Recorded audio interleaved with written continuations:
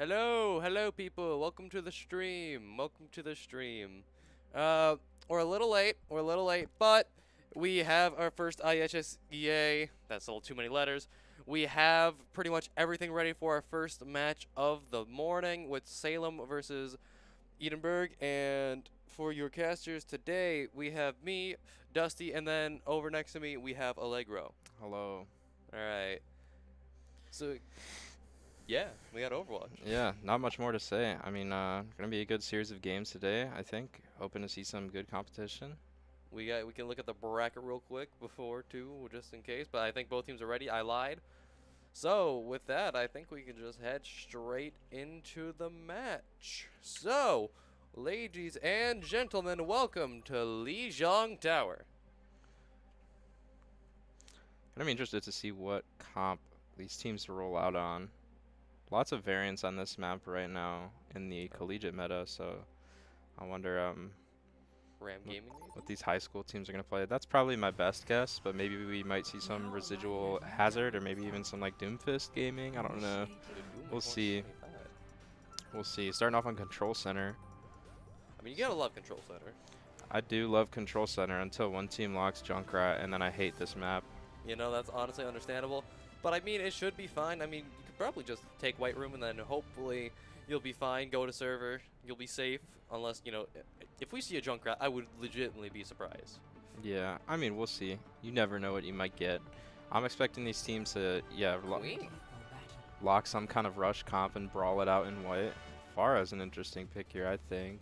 We're going to see the Sim TP from Flip Flop. Not NIU Flip Flop, but different Flip Flop. Yeah, different Flip Flop.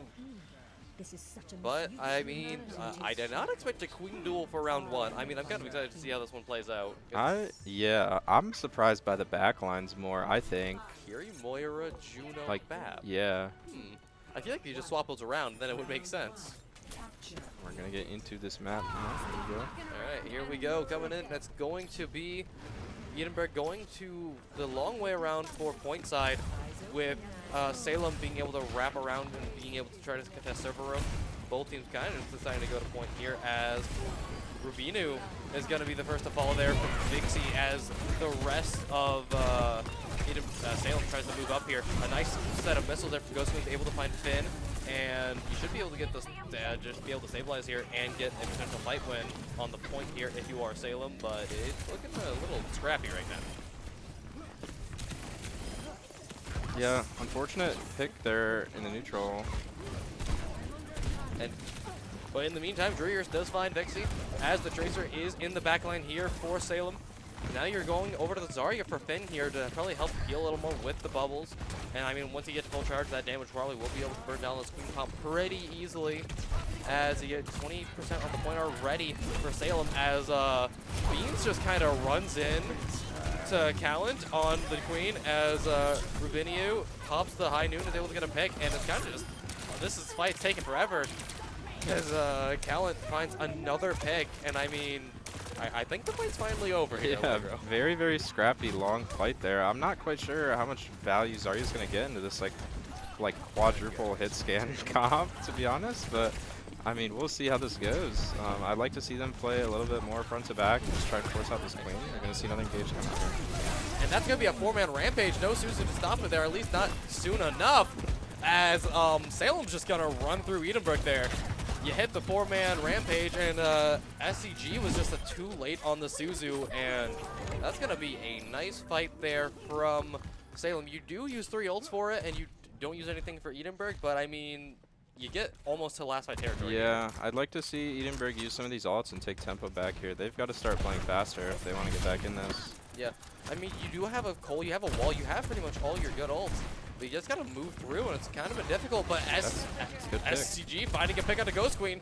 A lot of the heals gone, and a lot of speed gone for the side of Salem. It's going to be a high noon walking through. Safa will fall to Vixie with the high noon. Coalescence as well on top just to secure the fight win here, as it should be Edinburgh being able to take the first fight win of the round for them, and they still got 3 ults online, and you got to worry about a Orbit, Window, and Noon coming up for the opposition in Salem here. Yeah, I love Edinburgh's discipline. They're not using too much to win the fight, but making sure that the fight's won for sure.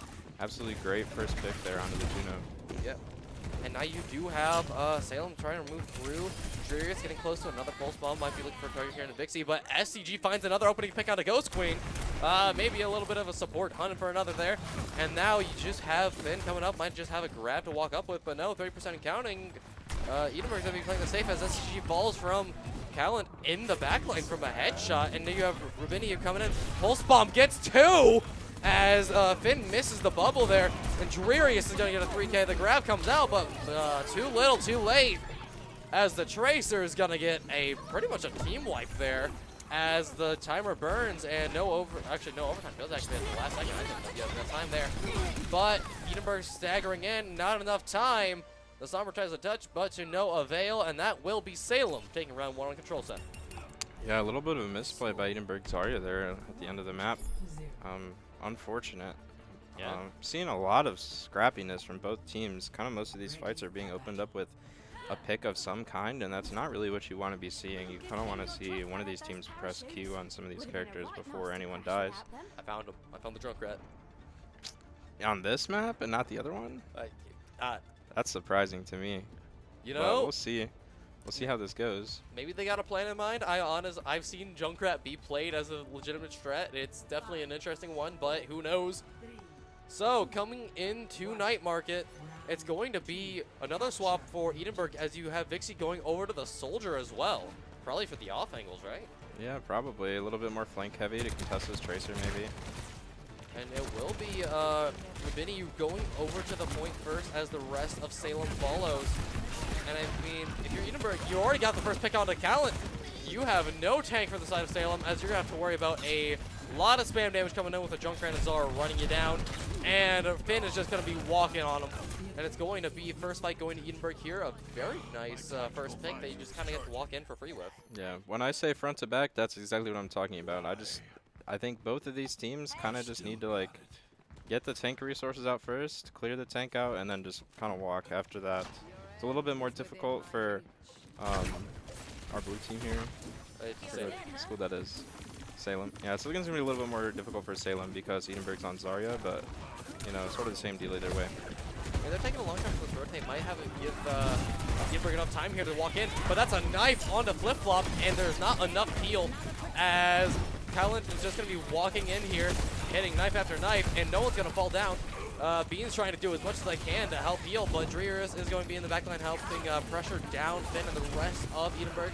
You get 38%, but that's all you're going to get, as you will be able to get the flip here for Salem, and you're getting ults online. Yeah, that's going to be a clean knife and shout engage from Kalen there. Hopefully looking to see more of those, but on the side of Edenburg, I'd like to see us taking a little bit more space in neutral and making them work for it rather than letting them come fight us on point initially. Yeah, and it's going to be a knife in onto Finn. It's going to be all of Edenburg. The rampages missed. I don't know if that was the Suzu or he just hit a wall. I'm not going to lie. Might have just got a little too close to the corner and then like bashed his head in a little bit. Yeah. But you're still going to be able to be moving in with the ball here from Finn. You have full charge. You still don't have the orbit yet for the side of Salem. It does not matter. Pulsong comes in. Forge Ringers does not miss. Coalescence come in for the side of Edenburg. You have a high noon to be able to zone out though. Rubiniu not able to get a pick, but able to force out the rest of Edenburg here as Callan and Drearius is able to pinch to the back line and orbit just on top to, I guess, secure the fight win there. And maybe a potential tag here on the Vixie. No, the Soldier gets out at like 1 HP. Yeah. Like, maybe? No. I'd like to see Edenburg slow these fights a lot more down once they've got the Zarya charge, but they swapped over to the Ramatra, so we're going to be seeing some Ramatra gameplay. We've got Soldier ult, Junkrat Tire, and Kitsune Rush over on the side of Edenburg. No ults in response on Salem's side. Yeah. And I mean, theoretically here you could just go in with the Ramatra, have him walk up with some, like maybe the Curie, and then just have Flip-Flop Tire. But you got 20% now, it's getting close to last fight territory. You have Drearius on the off angle, forces the recall from Flip-Flop. Good there, Rush is coming in for the side of Salem. Gonna be a lot of spam damage coming in. Visor on the off angle, makes it able to find one, and that's gonna be all, but that does give space for Edenburg to move in. And should be able to get the point flip here as Rubini falls off the map, just rolls off and said, nope, I'm out of here. Yeah, Rush Visor doing wonders there for Edenburg to win that fight. But now Salem has Bap Window and Junker Queen. I forget what that ult is called. It's Rampage. not. Is it Rampage? Yeah. Oh, Rampage to work with. So this is going to be a big fight for Edinburgh to win, maybe. Yeah. And I mean, who knows? I mean, Shire, if you can get a good off angle, you've seen Salem playing pretty close quarters here. The window's going to be a little far up as a trap flip-flop, and this off angle of the high ground is going to probably be able to help you get a pick here as the Tire 8 HP. It's running around. It finds Callant. It's going to be a 3v3 here on the point. You have a high noon for Rubiniu, but Finn's still having a dominant angle here. The high noon comes in, though, looking for support. Does not find SCG, but gets him to 1 HP. You have the Ramatra here for Finn walking in, and SGC does not fall. And now it's last fight territory here. No ults for Salem, as you have a Coalescence online here for the side of Edinburgh. You have a Coalescence as well. Bit scrappy with Dreers in the back line, but the Tracer does not fall. 1 HP. Coalescence coming in here potentially. Beans falls low, and Talent is just going to keep walking in. The Queen will not fall yet. Dixie comes back on the Reaper for more burst damage, as Ghost Queen will fall. 99% still. Overtime will burn, and Edinburgh will even out Lijiang, going to round 3, winning Night Market. Yeah, Bean said we don't even need Coalescence. We're just going to win. I'm a little bit surprised. Really long, scrappy fight there. A little bit poor ult usage from Salem, I think, to open that fight up. I think, you know, like you said, the BAP window was a little bit far up, so their Ramatra was able to just kind of walk through it and negate the whole window. And I think I saw the vision with the Junkrat Tire to kill the Queen out of her sustain with her ult, but I think, you know, it was a little greedy, and he got traded out in the process of looking for the Tire. So, you know, I'd like to just see both teams kind of clean it up and just take what the other team is giving you, rather than trying to force plays that you don't really need. Yeah. Maybe the Tire was scare factor. I don't know. I mean, if I hear a Tire, he has Nitro boost, so if I see that running at me, I'd be kind of horrified. We're going to see an Ashe swap on the side of Salem, and we're going to see a Reaper swap on the side of Edinburgh. Lucio. Maybe food kills? Looking to bunker point a little bit more, maybe, with Sim Reaper. Most likely, and I mean, I've got a room for the Lucio boop here. It's Lijiang down. I mean, you gotta love it, but you have Dreers on the off angles, who's really been actually doing a pretty good job being able to make Edinburgh turn around for him. And Rubiniu is able to find Beans. I honestly, they're just maybe able to shoot through main. I don't know where they were able to get that through White Room, but it's gonna give Callant time to move up with their Tracer. The Suzu's already forced out, and Carnage is gonna be good. The Axe getting everyone low here for the side of Edinburgh. Callant gets the Suzu, and the Queen is just gonna be running through as Dreers is still in the backline here. Nice, I really feel like it's been a nice split here for the Queen and Tracer for Salem. Yeah, that was a fantastic clean engage from Salem there. That's exactly what I was talking about. They took their angle control, they used their cooldowns well. It was, you know, fantastic engage from Queen, fantastic Suzu from Kiriko. That's really what you want to see from this team every fight moving forward. So we're going to see Pulse Bomb out on the side of Salem now this fight, and nothing else really. Dixie?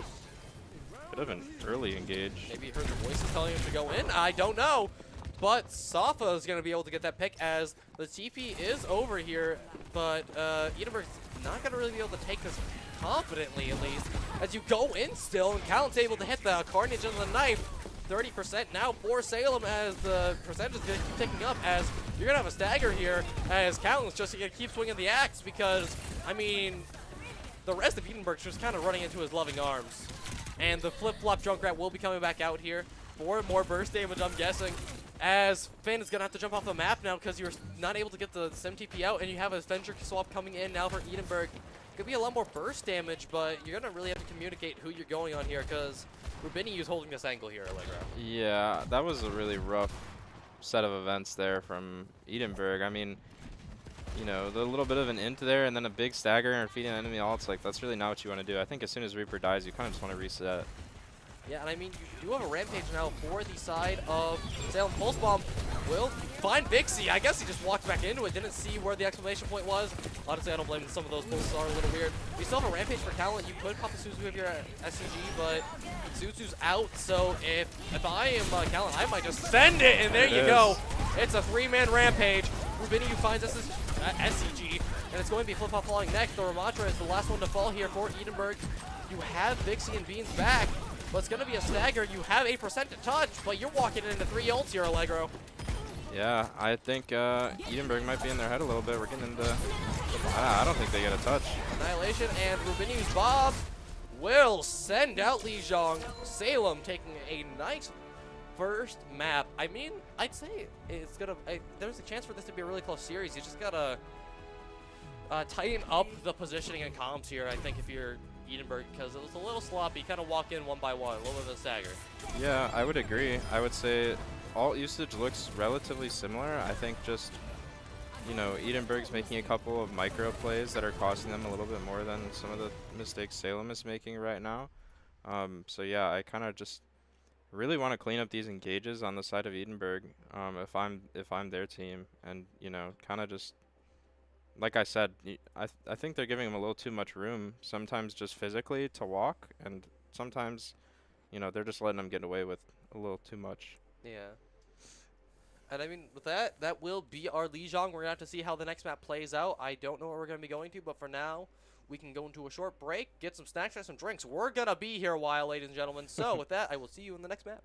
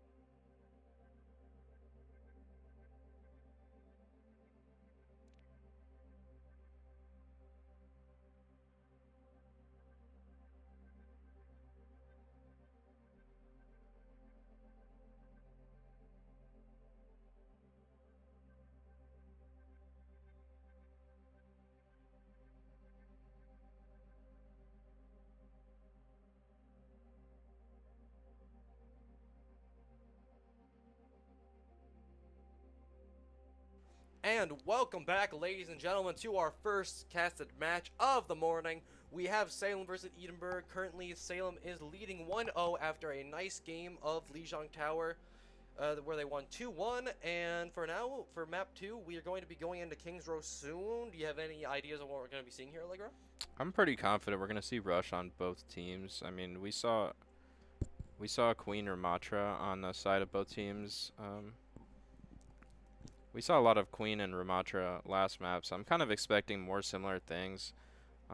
Probably more Ramatra, maybe some, I don't know, so just general rush things, I think. I don't really know what they play, but I'm kind of surprised I haven't seen a Sojourn tonight. Not tonight. yeah, I mean, yeah, I think there's definitely something with cast there right now. I definitely think the buff to cast that just happened on Tuesday is, I think it's low-key insane. I think 5 meters makes a really large difference. And, you know, I think the buff to the perk that gives him 40% of his ult back just kind of negates all of the bad parts of Cass's ult and just makes it a lot more consistent. So I think Cass, there's definitely a lot of value in Cass right now. But yeah, I'm also surprised we haven't seen any Sojourn yet. I would be even more surprised if we don't see any Sojourn. We've seen more Junkrat than right Sojourn. here. Yeah, we have. If we're not going to see Sojourn here, I expect to at least see an Ashe, because I think these first point angles are a little bit tough for Cass unless you play around point more, and then that kind of just leaves the other team to just play high ground, and you don't really get to do anything about it. So Yeah. I mean, we did see Rubiniu on the Ashe, and you do have Salem playing defense first, as they requested, so that they probably have something up their sleeves here, and we're going to see in the next 3 seconds that, I mean, it's Kingdro, maybe Reinhardt, I can always hope. But no, I've been lied to. We're going to actually have Vixie and Finn swapping roles, as Vixie's going over to the Sigma and Finn's on the Junkrat now. As you have, this is an interesting setup. I'm guessing it's a poke setup of sorts, as you have Flip-Flop on the Torbjorn now too. So Junk, Torbjorn, a lot of spam for the offense. As for Salem here coming in, it's still going to be not too different. You have Mercy though, to probably pocket Rubiniu, as Drearius is on the Mei too. So if anyone walks through this first choke point trying to take statue, you have to worry about the Mei wall from Drearius, and Callan is probably just going to go in. He really likes to go in with this queen. yeah, I'm not sure I see the vision with Junkrat in this comp, I'm going to be honest. I think it's more of like a slow brawl comp than a poke comp, but still, I think you get more value out of a hit scan like Cass here or something. Yeah. I mean, turret's going to be interesting to get a good position of Flip-Flop, as you have Finn going in, trying to get a nice little trap. Maybe Callan walks into that, honestly. As the queen has to back up here for a bit, for the side of Salem. You do have Rez in the back pocket, though. Not expecting Mercy, but I mean, it could help you out here as wall comes out from Drearius, not able to help find a pick. As Edenberg should be able to get a engage started here, as Drearius falls low, gets a little dinked by the Torbjorn, but is able to find Beans.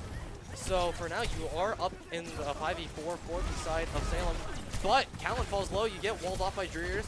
The rest of Edenberg not going to be moving up with the Sigma yet, as SCG, yeah, no, I have it right, falls low, but Vixie's able to find Drearius as the man gets res here for the side of Salem. Callan's able to go in.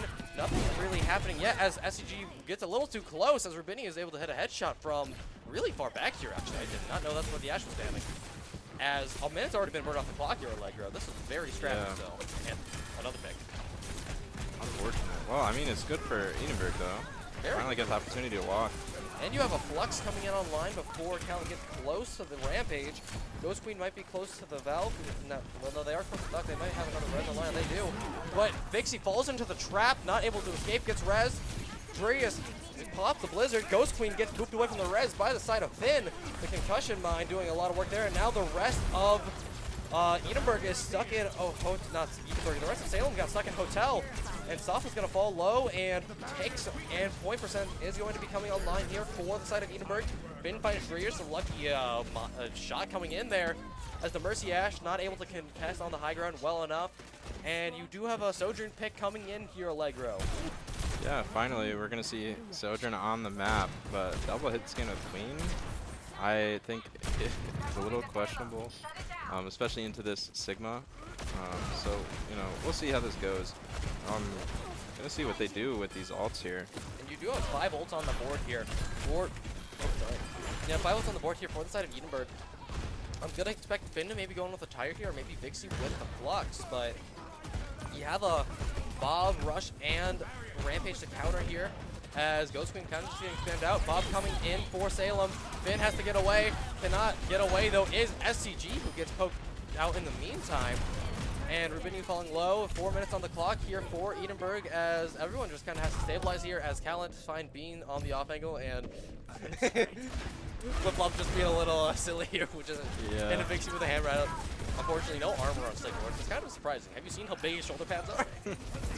Yeah, that is really not what you want to see from Edenberg. If I'm Edenberg, I don't want to lose that fight with 5 ults, but here we go. They're running in with their ults, though. The Flux, it's gonna hit 2 at least. Safa, do they have a Suzu? Yes, they do. Finn's able to find Rubiniu, though, who might have been on off angle. SCG does not have the Suzu, so it's gonna be a 3-man Rampage. Vixie still alive with the grasp, and Callan finally falls barely, as the rest of Edenberg can barely cover the res. Flip-Flop coming in with the melee. Drearius able to get a pick. Tyre coming in, finds Safa. And that is a very scrappy fight for Edinburgh, but you use 3 ults there. No, actually 4 to able to salvage that one. You have 3 minutes here, Allegro, and you got to walk into the rush and overclock. Yeah, I mean, if I'm Edinburgh, I'm at least happy to, you know, come out of that fight with only 1 more ult used than the other team, but they got to start taking this tempo with these ults. It feels like they're trying to just squeeze out a win with as little as they can, and it's like not really how we want to be playing. But here comes the engage. And Vixie's already fallen, and the overclock from Furious is going to be walking down main, and the Sojourn with the rush, the Mercy pocket, it's going to be more than enough in this little alleyway of Kings Row for Salem to get this fight win, as Vixie's going to go over to a more brawly tank here, going over to the Orisa. Yeah, I think, I mean, I'm a fan of playing more rush style, but I think Orisa's the wrong tank to pick here just because of the double hit scan on the other team, especially with the Mercy pocket. I think it's going to be a little bit rough. But yeah. And I mean, you at least get a little more poke compared to the, actually no, Sigma can't even doesn't poke, but Finn's able to find the lucky shot on Dreer. She's spamming down main, forcing out the res from Ghost Queen. You have the Coalescence to go in with here from the side of Beans, as Edinburgh will be moving up. You have the Coalescence, and here we go, Allegro. Moira's going to be running in, hand out, pumping out all the damage and the heals here. Forward side of Edinburgh, Softly falls low, has to use the Suzu, and barely gets the TP away, as the rest of Edinburgh will be able to move up and probably cap second here with probably no real contest. And yeah. Yeah, I'm surprised how much value they got out of that Coalescence there with no real response from Salem. He was able to find a pick onto this Torbjorn, but it looks like they're going to have to keep kiting this here. So Dree is putting in a lot of work so far from the side of Salem, but I mean, if you are Edinburgh here, Allegro, you could potentially move in. You're getting most of your ults back besides the Coalescence, but you have a Valve, you have a Coalescence. It's going to be Calent trying to move in, but Edinburgh will stand strong. Yeah. They have a lot of hope, but Bob incoming, and he hits Cart. Maybe you can move him off the map. No. I wanted to see it. But Vixie gets bursted down by the Bob. This fight's going to go the way of Salem here. Yeah, I think if I'm Vixie, like, I'm hating this matchup if I'm Vixie. Like, if I'm on Salem right now, I'm like, all we have to do is shoot Orisa, and she doesn't get to play the game. We own all of her cooldowns. She just doesn't get to use them when she wants to use them, and it's like, yeah, I mean, it's wraps from there. I mean, if you are on the side of Edinburgh here, you gotta find a way to get those DPS and Mercy off the high ground, because that is basically their core right now. Like, you have Kellen on the low ground, so it's gonna be a rush to contest. Durius messes up the slide. It's gonna be a Terror Surge to shoot down the Sojourn. The overclock will be a good source to carry them, though. Coalescence keep Vixie up as Finn goes on the offense here on the Junkrat. And it's going to be a chaotic fight. The Coalescence will be pushing back the rest of Salem. Tyre coming in, finds Rubiniu, and it's going to be Edinburgh being able to move up now, as I think Callan just thought the fight was lost, trying to get back to spawn quicker. Jumps off the map, Ghost Queen falls, the res is canceled, and you have the Orisa shield now from the perks to help with the taking less damage, and you have a multiple core to contest. I don't think you need it, though, as a minute and 11 triple ones on the clock for Edinburgh running through Kings Row. Yeah, I'm not really sure what happened with Calent. They're falling off the map with Rampage. That's a little rough, but I mean, yeah. I mean, Edinburgh's finding a lot of value out of these Coalescences right now, able to sustain so that they can finally walk forward into this double hit scan Mercy pocket comp. Like, I mean, good for them. It's working. It's very interesting. Torb, Junkrat, and Orisa all in one comp in 2025. Not what I was expecting. It's very fun to watch, though. We can probably expect to see a lot of different comps coming through in the rest of these matches for the night. No, I'm so used to casting at nighttime. For the rest of the day, as let's see what Salem comes out here with the attack, and it's gonna be Winston with the Mercy still, though. I maybe Ghost Queen's gonna pocket Rabunia here for the first shot.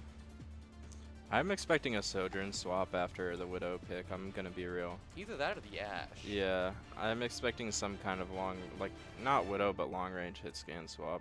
Yeah, and I mean, honestly, I don't hate the dive comp here. If you have Durius on the off angle, being able to like split them up like they did on Lijiang with Callan being able to jump in, it could work. You have the Suzu from Safa, and I mean, the only change up here for the side of Edinburgh is going to be the Ramatra for Vixie, which I could see working, especially helping bursting down Callan here, because if you look at the DPS run with the Ram, lot of damage coming in Yeah, here. I was gonna say I unironically think this. If there's any matchup this comp is good into, it's dive.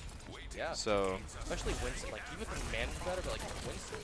yeah, The second that bubble goes down, man. this Junkrat and Torbjorn are gonna be tearing up this dive. They don't really have a real backline for them to dive onto. So Maybe sticking the Widow will let go. As Callan not gonna really go back at all, just gonna keep trying to pressure him out. And Darius is able to find SCG in the chaos, and that's a lot of your main heals down here for the side of Edinburgh, because once the Moira fades, you're basically out of your heals for a bit, as the rest of Edinburgh will have to disengage, as Callan's looking for a jump here. The turret, though, in a decently nice spot to force him out, as he goes in, jumps into the chaos. Callan gets turned into Swiss cheese. As Rubiniu's still on the Widow on this off angle here, trying to find a pick again, finds Finn, but that's gonna be all SCG.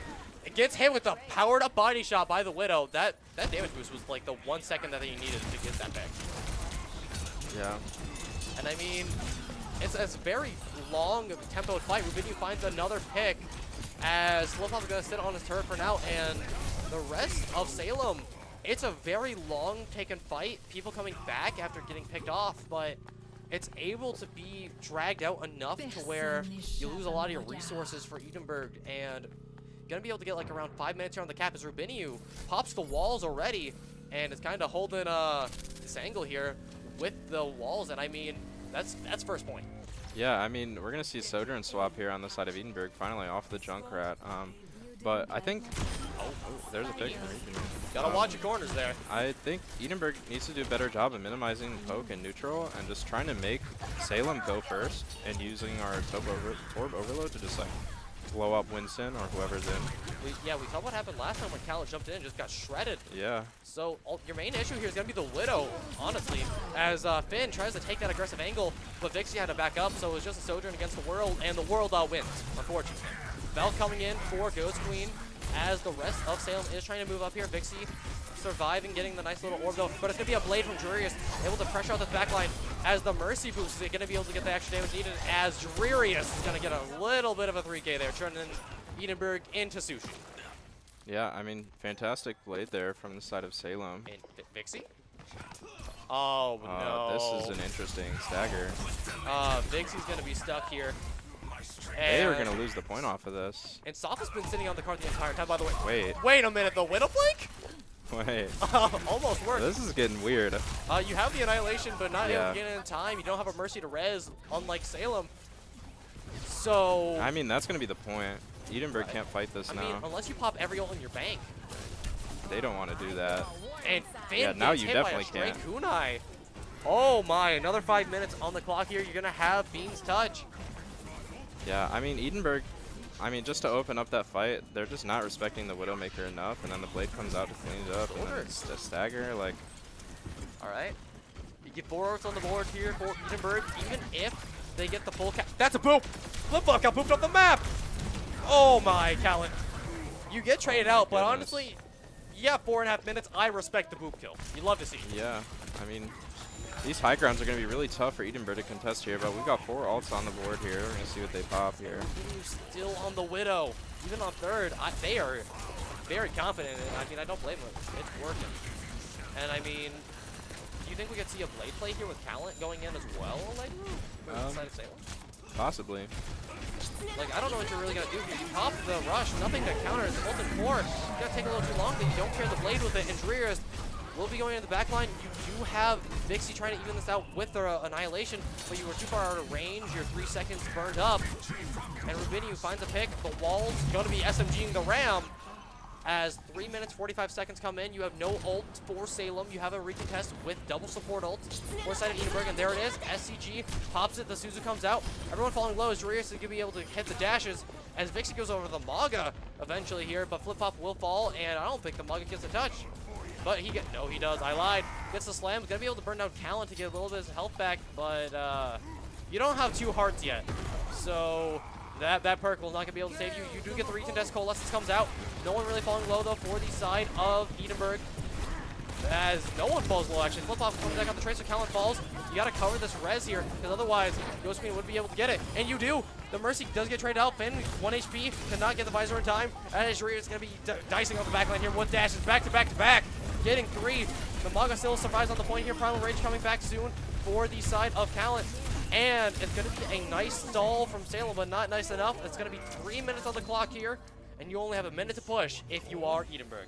Yeah, I mean, all credit to them. That was kind of a crazy stall. I'm surprised they lived as long as they did, stayed above water. But I think that Kiri rush for the touch was like the first ult that they popped first, like the whole map maybe. So I really just think, you know, Edinburgh's playing scared right now, but at the same time they're not respecting this Widowmaker. I really want to see them kind of just like, you know, start locking in and saying, you know, we can compete too, and start popping these ults before Salem even has a chance to walk.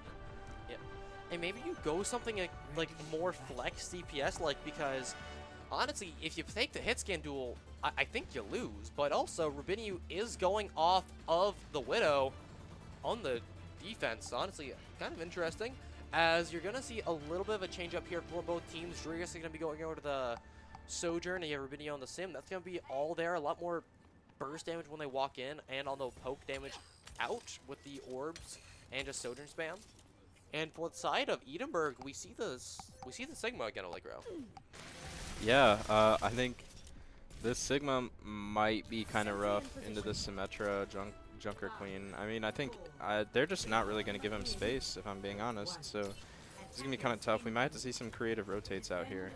And either that or you maybe get an early pick, but you have to watch Ghost Queen, who's been able to get off some crazy reses just because Edinburgh does not try to mark the res as well as they probably should. As you're already down the minute, you have the TP around to be able to split up the side of Edinburgh. As Callan already used the shout, they're forcing out all the resources. If you're Edinburgh here, you should be able to walk in. But Rubiniu, and is that a collat? That's just supposed to port down from Drurius. That's going to be another pick, and Finn's going to fall. That's a stagger. And Drurius gets a 5K just walking up. Yeah, what? I mean, we see the power of Mercy Pocketed Sojourn. Babe, wake up. I mean, yeah, like, can't really ask for more than that. It's going to be getting down to last fight territory here. No ults on the side of Edinburgh. And Vixie's back to the Maga Brawl. I mean, if you can run in here and force them all back, you have to watch out for these turrets. You have no more TP here. Drurius falling low. And Callan gets hit by the slam, but the Maga, I don't think you're going to be able to survive here. Too much damage. You get Suzu'd. You have 5 seconds yet to touch.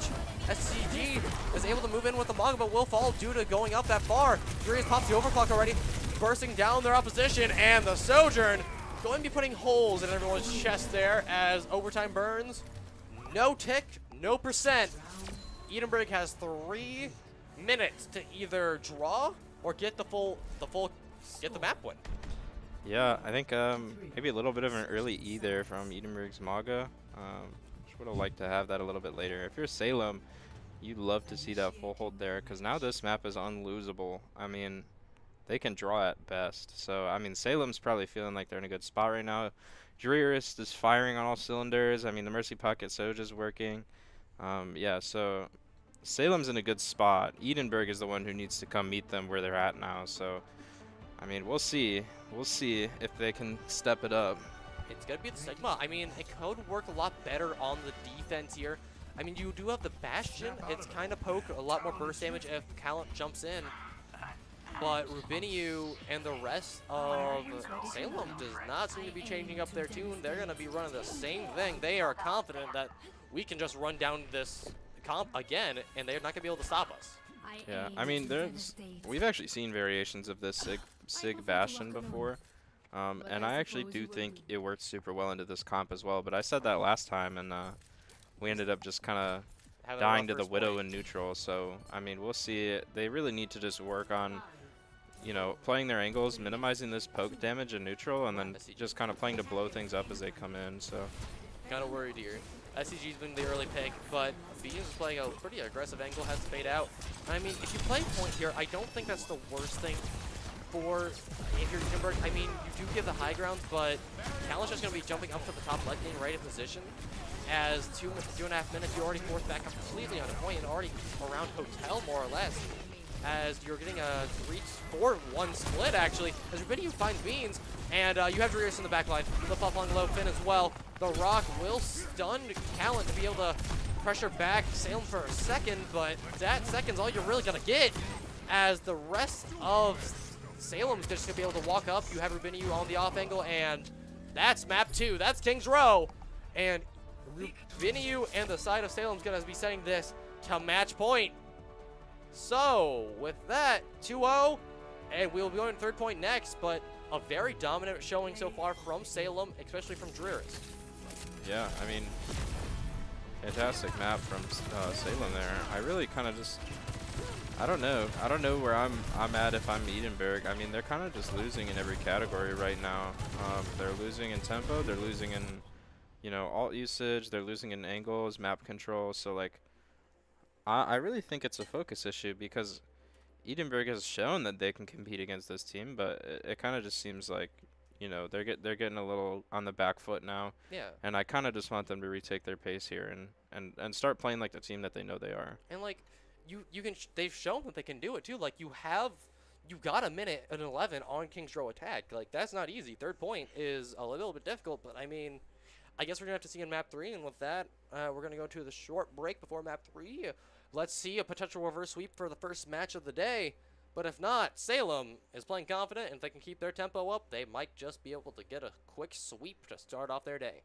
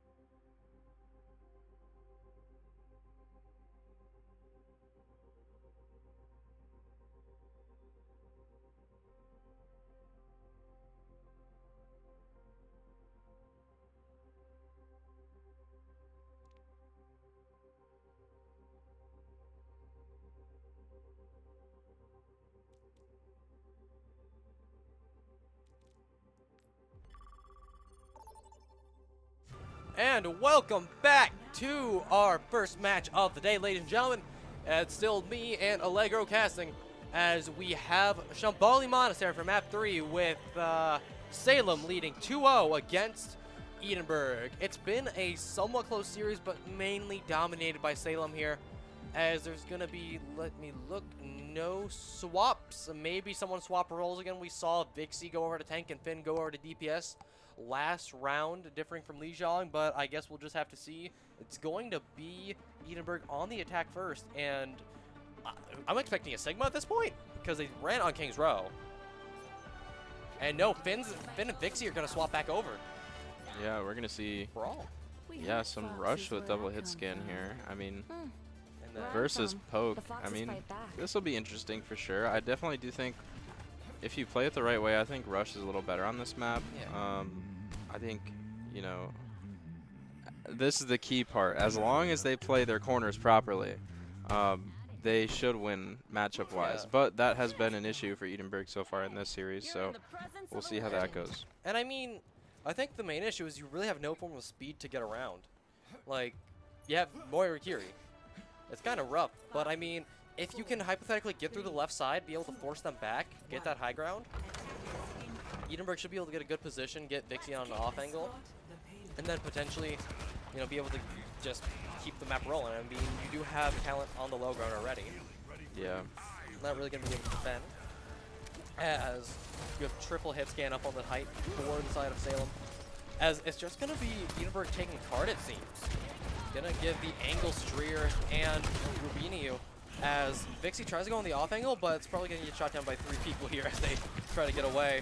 As they're able to move back, and the cart will be moving, but Callan is just going to be able to move up here and really just hold space on Sigma as more people drop for the side of Salem, as you have Beans on the off angle here, probably trying to play up with Vixie, but does decide to go on the get back to their team.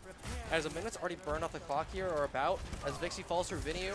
The Ash finally going down to Beans. That's going to be the off angle from Jurius on the high ground, rotating around. It's just a lot of weird, two split rotations, and honestly, I'm kind of confused on what the game plan here is for the side of Edinburgh. Yeah, I mean, so far it's looking kind of rough, but Salem wants Edinburgh to be stacked right now, and Edinburgh should want them to be stacked in exchange. We really need to be abusing these angles more. You gotta just start walking past Callan at this point, because if you give the Sigma space, it gives time for Vinyu and people like Drearius to just go on the off angle and get a pick. And it's going to be a high noon on the off angle TP out for SCG. And it's going to be a rough one here if you are an Edinburgh. It's just going to be trying to get back to the spawn at this point. As Beans and Finn are the last one standing. You already got 2 minutes burned, and oh no, there's a stagger. Yeah, I mean, it's pretty clear that Salem's game plan is just put Sig on cart and keep him alive and let their DPS do work. So if I'm Edinburgh, my game plan in exchange is I don't care about the Sigma. He can do whatever he wants. We're going to go walk at his team. They're not going to be allowed to take angles. I don't care about the cart right now. I'm going to go force their DPS to play behind the Sigma, and then we walk it down at Sigma because their brawl is worse than ours. So, I mean, we'll see if Edinburgh makes that adjustment. But right now, they're kind of just trying to go front to back, and I don't think that's going to work against these angles. And you have Vixie on the off angle here, but it's going to be a flush straight onto Finn, where Monter just taking the brunt of that damage, and it's going to be a Bob just to help secure the fight here for the side of Salem, being able to force back Edinburgh for just burn more time. At this point, that's what you can just do, just burn as much time as you need. You're getting close to 2-fight territory. You have all your ults here besides the Blossom for Edinburgh, but you still have 3 for the side of Salem, as the rock from Callan will be missed, as no real engage here for the side of Edinburgh. Just going to be trying to force up to Callan again, as Vixie is not able to get on the off angle either here, bro. And it's a new. And there it is! It finds Vixie. Where is Drearius? I can't find him. Well, it's going to be a rush. It's going to be an annihilation from the side of Edinburgh. We should just be able to walk down the rest of the team here. But Callan finds SCG. It's going to be Kiri in the backline gets punched in the face by a Bob. Literally gets Shoryuken. But fans find Drearius. It's going to be a 3v3 now on the point, and you should be able to win this one if you are Edinburgh. And yeah, Rubini was trying to go to the first height and not able to get there. You have 30 seconds, you have a Coalescent, you have a Blossom against the window, and maybe a Flux. You should be able to just keep this moving if you get Vixie in a good enough angle for the Blossom. Yeah, I mean, we're going to see what they do with this Coalescence here. They've been finding a lot of value with Coalescence previously on the side of Edinburgh, so we're going to see a Blossom come out mid-fight too, maybe, but working against Window on the side of Salem, so here comes the fight. Here we go. Finn's not going to fall low, the Window's coming up. Can Vixie get in? No! The SCG falls, Vixie falls, it's going to be the Window and the Flux, sending the rest of Edinburgh back, not able to touch, and that's just 1% off from the Blossom. Beans got picked off too early to not be able to pop the coal, I'm guessing there, and it's just unfortunate there for Edinburgh. And now Salem, you have all the momentum, and you only have to go to this point, not even to the real cap area. Yeah, I mean, like you said, it's another round where, I mean, they ended up losing the fight with Ko still on the board, so that's really not something you want to see, especially when it's like the one ult they've been consistently getting value with throughout the series. I would have liked to see them pop it, you know, hopefully sustain. I think the thought was, oh, I got caught in this, like, the Sig ult, I'm not sure if I'm going to get bursted out of it, so they try to hold it, but I mean, like, your alternative is just losing the round like you just saw, so I mean, I think you just need to pop it either way and, like, hope to God that it works. But yeah, I think it just looks like they're still trying to just walk it down in this Sig, and I don't think the Rom Sig matchup is good enough for Rom for that to work. I think it's a pretty neutral matchup, and I think really they just need to minimize angles like I've been talking about. Yeah. And we haven't really seen a whole lot of that. I think when they've tried to, they've kind of just gotten dipped by Jurius on off angles because they're not full committing enough resources to actually force Jurius out. So they're, you know, I really just want to see them full send on these off angles more. Yeah. And I mean, you're going to be running a Sigma May here, a little more brawly of the Sigma comp, but for Edinburgh at least. But you do have the Bastion Mercy. Like, it's a poke comp for sure, but the Bastion's not what I expected here from the side of Salem. As Vixie has to run away on this off angle, and SCG, oh boy, they almost got picked off there, 1 HP. And it's going to be Edinburgh trying to force point here and brawl. But, I mean, you force out the Bastion form from Vinyu, but this should just be a free rotate here for the side of Salem, right? I can't really tell here, like, as Rubini is able to fall, and SGG will be trying to contest the Sojourn, gets a nice 2 dinks, but not going to be able to get the confirm. Vixie gets Safa, and it's going to be a 2 trade there for the side of Salem somehow, being able to even it out. Beans falls, Counts being able to walk up, turret form on the off angle here for Rubiniu, and it's going to be Finn falling low, the rock not able to save you. And 3 minutes, you got the first fight win pretty quickly. You got a Val coming up, you got a Flux, pretty much everything online, and you got to get Finn back here. But it might be flip-flop getting staggered as the wall will fall, and oh boy, just barely getting away as Vix is going to take the Bastion duel, being able to force more damage, but you're playing up here if you're Edinburgh, and you don't have your Sigma yet. Yeah. You're going to be taking the full front of the damage, and SCG falls due to it. You don't have your ult down, Darius falls away, but gets hit with a nice Icicle and Bastion shot from the side of the DPS of Edinburgh, and it's going to be a res, it's going to be a Flux. Everyone's falling low, no way to stop it.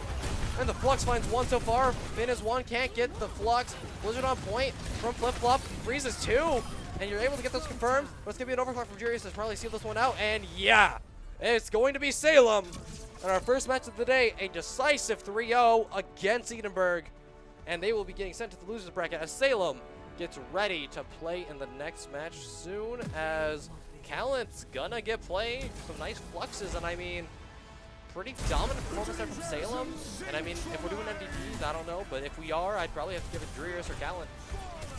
Yeah, I mean, that round was just one big fight. I mean, I didn't even really get to say anything. They're just like, really, I mean, the like Sigma Bastion stuff they were playing is like super old meta stuff. I mean, we haven't seen that since like May of 2024-ish, roughly. I kind of like the idea. I mean, I'm not sure if it was intentional, but like that meta was around post Maga meta. They used to play like Sig, Bastion, Echo, Bat Brig, I think was the meta at the time. And the purpose was kind of just to blow things up front to back and just out sustain the other tank in a rush comp. So I mean, versus the Sigma comp that Edinburgh was trying to play, where they're not really abusing off angles too much, I thought it was a great idea. And you know, it kind of just worked out for them. They kind of just diffed them. So Yeah. there's not really a whole lot to say. I think Edinburgh definitely showed promise, especially on Lijiang. So I think they can make possibly a good losers bracket run here, maybe. But they got to find their confidence back, I think, first. Yeah. And I mean, with that, that's going to be a 3-0 for Salem, and losers bracket is still a chance for some of these teams as they will be able to run through. And some of our matches also have finished, so I guess I'll just check you in on those while we have the time. Stillman Valley beat East Allenwood River 3-0, and Naperville North was able to beat Glenwood 3-0 as well. So those two teams will be getting sent to the lower bracket, as the winners will be able to play, as Naperville will probably play whoever wins Springfield versus, I can't actually see what team name it is, but it's a current 2-1. Map 4 is in progress, as Stillman will play Edinburgh, and for now, we will be going on a short break until our next match. So I will see you then. Have your snacks, get your drinks, and yeah.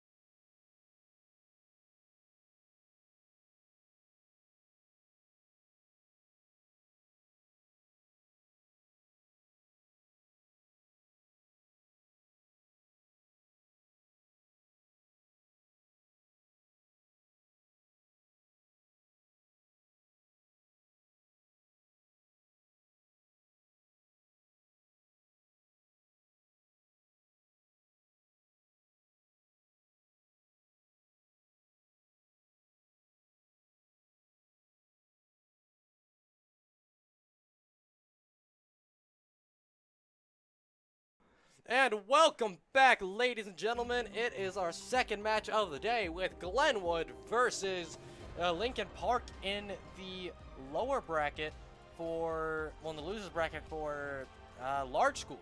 So with that, for your casters for this match, it is me and Allegro still. Yes, hello, we're back. I got him. I had to drag him back. He didn't really want to. I don't know if he wanted to be here or not. But It's hot in here, man. It's hot in here. It's Oasis for the first map, and it's going to be Balcom. What? More Junkrat. Okay, you're right. Uh-oh. Junk Gaming once again. We saw it before. And it's going to be the Ram Brawl for the side of Lincoln Park, and Glenwood will be playing Wrecking Ball.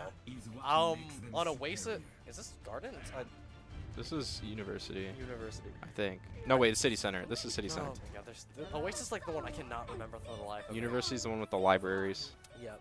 So it's going to be Ball Comp versus Ram Brawl. I mean, legitimately, if you have... Both teams are on Mercy, which is a shocker to me. But, I mean, if you're Glenwood here, you should be able to out-rotate. That's a hog. That's a Roadhog, Allegro. What do we see? How did he already counter-swap that? That's it. Wow. A soul read? And oh. alright. Oh. A Boina? I don't know how to pronounce that one exactly. I'm not pronouncing. That's a lot of syllables. So, I mean, with that, Glenwood got the first pick here, and I mean, you should be able to get space taken pretty easily here. You have ball, like, yeah, watch out for traps, obviously, but if you have good slam engages with Water God on the Genji, you should be fine. As Big Bad Bear is just trying to spam with the Drunk Head to the best of his abilities. As points still not been capped yet, as Glenwood will be kind of playing this one a little safe, getting ready for another slam engage. But Shimbot's falling a little low here. 1 HP has to go get the Mega, still being stalled here. All members of Lincoln Park here on the point. And it will be Aomi falling first as Water God is in the backline here, being able to piece up the backline, and that's both supports down for Lincoln Park as the Genji and Ball will be rampaging through.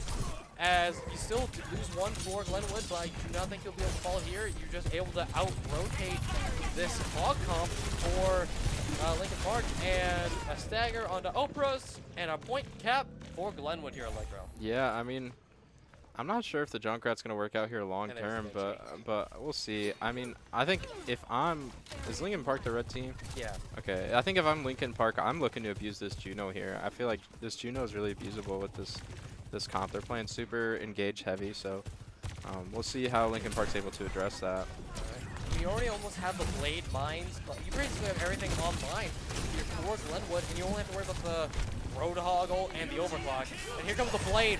Water God going in, finding one, finding the Ana, dicing and slicing here as Obina finds another, as it's going to be no support for the side of Lincoln Park, and they pop the whole hog, and that's a whole lot of nothing. I'm not going to lie. Yeah, I mean, a little bit rough there, late commit, but it's not like it's going to hurt them too much. Whole hog's kind of a mid-ultimate, I'm not going to lie. And I mean, they popped Blade and Valk in exchange, so I don't think it's a bad ultimate trade, but, you know, we'd like to see them getting a point flip and some percentage on the board here. So we're going to be seeing the Sojourn ult come out this fight, probably Rush, too, on the side of Lincoln Park, but, I mean, Glenwood's got 3 ults in exchange, so. It's like, the Ramondre for Daniel is more tanky, but I don't, like, you're still pretty slow without any kind of speed, so I don't know how this can kind of play out. But you still do have the mind of expecting to see something here soon from the side of Glenwood, but they're biding their time. They're getting as much percent as they can. And here comes the slam. Nothing else forcing out the clock. It's going to be an orbiting counter as the rest of Glenwood will be moving up. Missiles are good. Get both supports to 1 HP, but the rest of Glenwood are not able to move up as Oprah goes on the off angle, finds their mirror in the Sojourn of Hoboina, and the rest of Lincoln Park will be moving up. She does get the res somehow as Minakami survives. Nice peel from Water God there as the rest of Glenwood is able to rotate around. The supports here pretty far up, actually. Runs into the Sojourn Orb, runs into an Overclock, and the rest of Glenwood can move up with that as Hoboina is able to go up. The slam coming in as well from Shimba, and 99% overtime's burning. The rest of Lincoln Park are falling, and I don't think you get a touch here. Big Bad Bear has a blade, but 99%, 1 HP. Gonna be nada. They get killed by a Mercy melee as a dominant first round there from Glenwood as the ball comp seems to work. Yeah, I think the swaps coming in from Lincoln Park are kind of appropriate. I think they just need to play more to like prevent the Sojourn from setting up, because like I said, it's a very engage heavy comp that Glenwood's playing, so if they're able to stop the Mercy Pocket Soj from getting set up on the angles they want to get set up, their engage is going to be significantly weaker without the presence of that damage boosted rail. So, I mean, really anything they can do to prevent Sojourn or Juno from, you know, getting in and getting set up at all is going to be a benefit for Linkin Park here. I think, you know, the Genji swap's really big for that. But yeah, I think really just bullying Hobo in a van off of these angles is going to be the big thing. Oh, it's Hobo in a van. It is Hobo in a van. I'm a little dumb. I'm a little dumb. All good. All right, so that's Hobo now. It sounds a little rough, but you know, it works. So with that, we're going to be starting on to round 2, and it's going to be Shinba getting instantly slept as Iomi almost just gets shot down by the Sojourn, as everyone on Glenwood's going to be playing on this left side of the Mega, not really where most people want to play. Even with the ball comp, as Daniel falls low, Nemesis form going down. Still going to be able to keep him up, though. The care is good. Iomi falling low, not going to be able to move in. And Minakami fall. How did... I wish we had replay. How did Minakami fall off the map on Juno? I don't know. But Spectate falls to Water God, and point is capped here by Linkin Park as the chaos in the back is unfolding. Shinba and Water God are just chilling. Daniel stays on the point, 10% at least here for Linkin Park, and this is a really dragged out fight. I honestly have like 2-2 splits. I don't know what's going on in the Electro. Yeah, I mean, Linkin Park did a good job of not allowing the Sojourn to get set up there. So, I mean, they kind of lost the neutral trade, but the setup just wasn't good enough for Glenwood to take a good engage. But, I mean, able to find 2 picks there, neutral. And now Shinba's coming in, going to be knocking around Daniel. As point is still not flipped yet. You get a few extra percent, make that 35% for Linkin Park after the flip. And now Spectate, I guess they were stuck on a rotation, they couldn't get out, and Shinba and Hobo were able to get that pick. As no real ults yet besides the, actually no, I lied, I just checked the side of Glenwood. You have 3 ults coming up. Blade or Clock probably going to be mixed up with the Valve for the extra healing and or burst damage from the damage boost, and it's going to be the Clock coming in. Hobo finds 1. Big Bad Bear is down. 1 DPS down toward the side of Linkin Park. Hobo finds both of them. And so now it's going to be a quick fight, and they're going to the spawn for this. Dagger on the Daniel path? No. I mean, that's a good overclock from Glenwood. I think if I'm Linkin Park, you kind of just need to commit earlier if you're going to kite that or if you're going to play fast knowing that you're down alts. But now they've got ultimates on the line, on the board, so we're going to see what happens this fight. Glenwood's got Blade to work with. Sojourn has no slide right now, but Opers is also playing low. Blade comes in from Water God in the back line, finding 1, finding both supports, getting a 3rd. And that's gonna be almost 4 here as Daniel tries to get away. Hobo gets Big Bad Bear, and that was a quick fight. Water God was in it by himself. He was antsy to half. I don't know how he got away with that. Yeah, I mean, Linkin Park just needs to take their tempo back now. I mean, we got 4 ults on the board. It's not really something you really want to see, but I mean, hopefully they can use Nano Blade here or something. Just get themselves a point flip and then get back in the game here. So. Yeah, and I mean, you do have to worry about the mines though, getting split up by that, but you have enough movement on this team besides the on to hopefully get through. Mines come through, try to split up Daniel, but Sojourn is really going to split up there. The Ramontra should be able to survive. Water God falls low. Point's going to try to be flipped by Daniel, but Shinba's going to be hit by an overclock and a nade and asleep. The whole shebang as he falls. Rez comes in to res the ball. Minakami dies in the process. Water God got another pick. You still have ults here if you are in this last fight territory for Linkin Park, but you're not using any of them. The Annihilation finally comes out. Water God will not die. The Ramontra Annihilation not going to be enough. Going to keep him alive, but you might just have to switch out to get your form back. As Spectate never was able to pop the Nano, and you do get Water God, but Hobo pops the overclock. Orbit pops out as well, and that is a 2-0 for Glenwood. Coming into Oasis, Mare getting a first map win pretty dominantly here, playing the quick tempo ball comp, kind of being able to overrun Linkin Park here. Yeah, I mean, that last image we saw on the victory screen, like, I mean, that kind of just sums it up. Like, our backline is dead and we haven't used Nano yet. I mean, that's surely something we need to be addressing right now. I mean, surely that's a hint to us that, hey guys, you know, we're just kind of letting them pop alts first.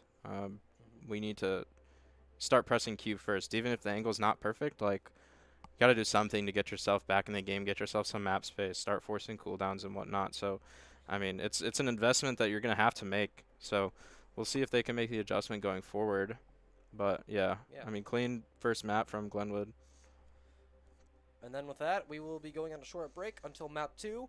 This is the loser bracket for the large school, and who knows, we might have a 3-0. We might see Lincoln Park. They had a close game against Springfield. Let's see if they can do it again. And with that, I will see y'all in the next map.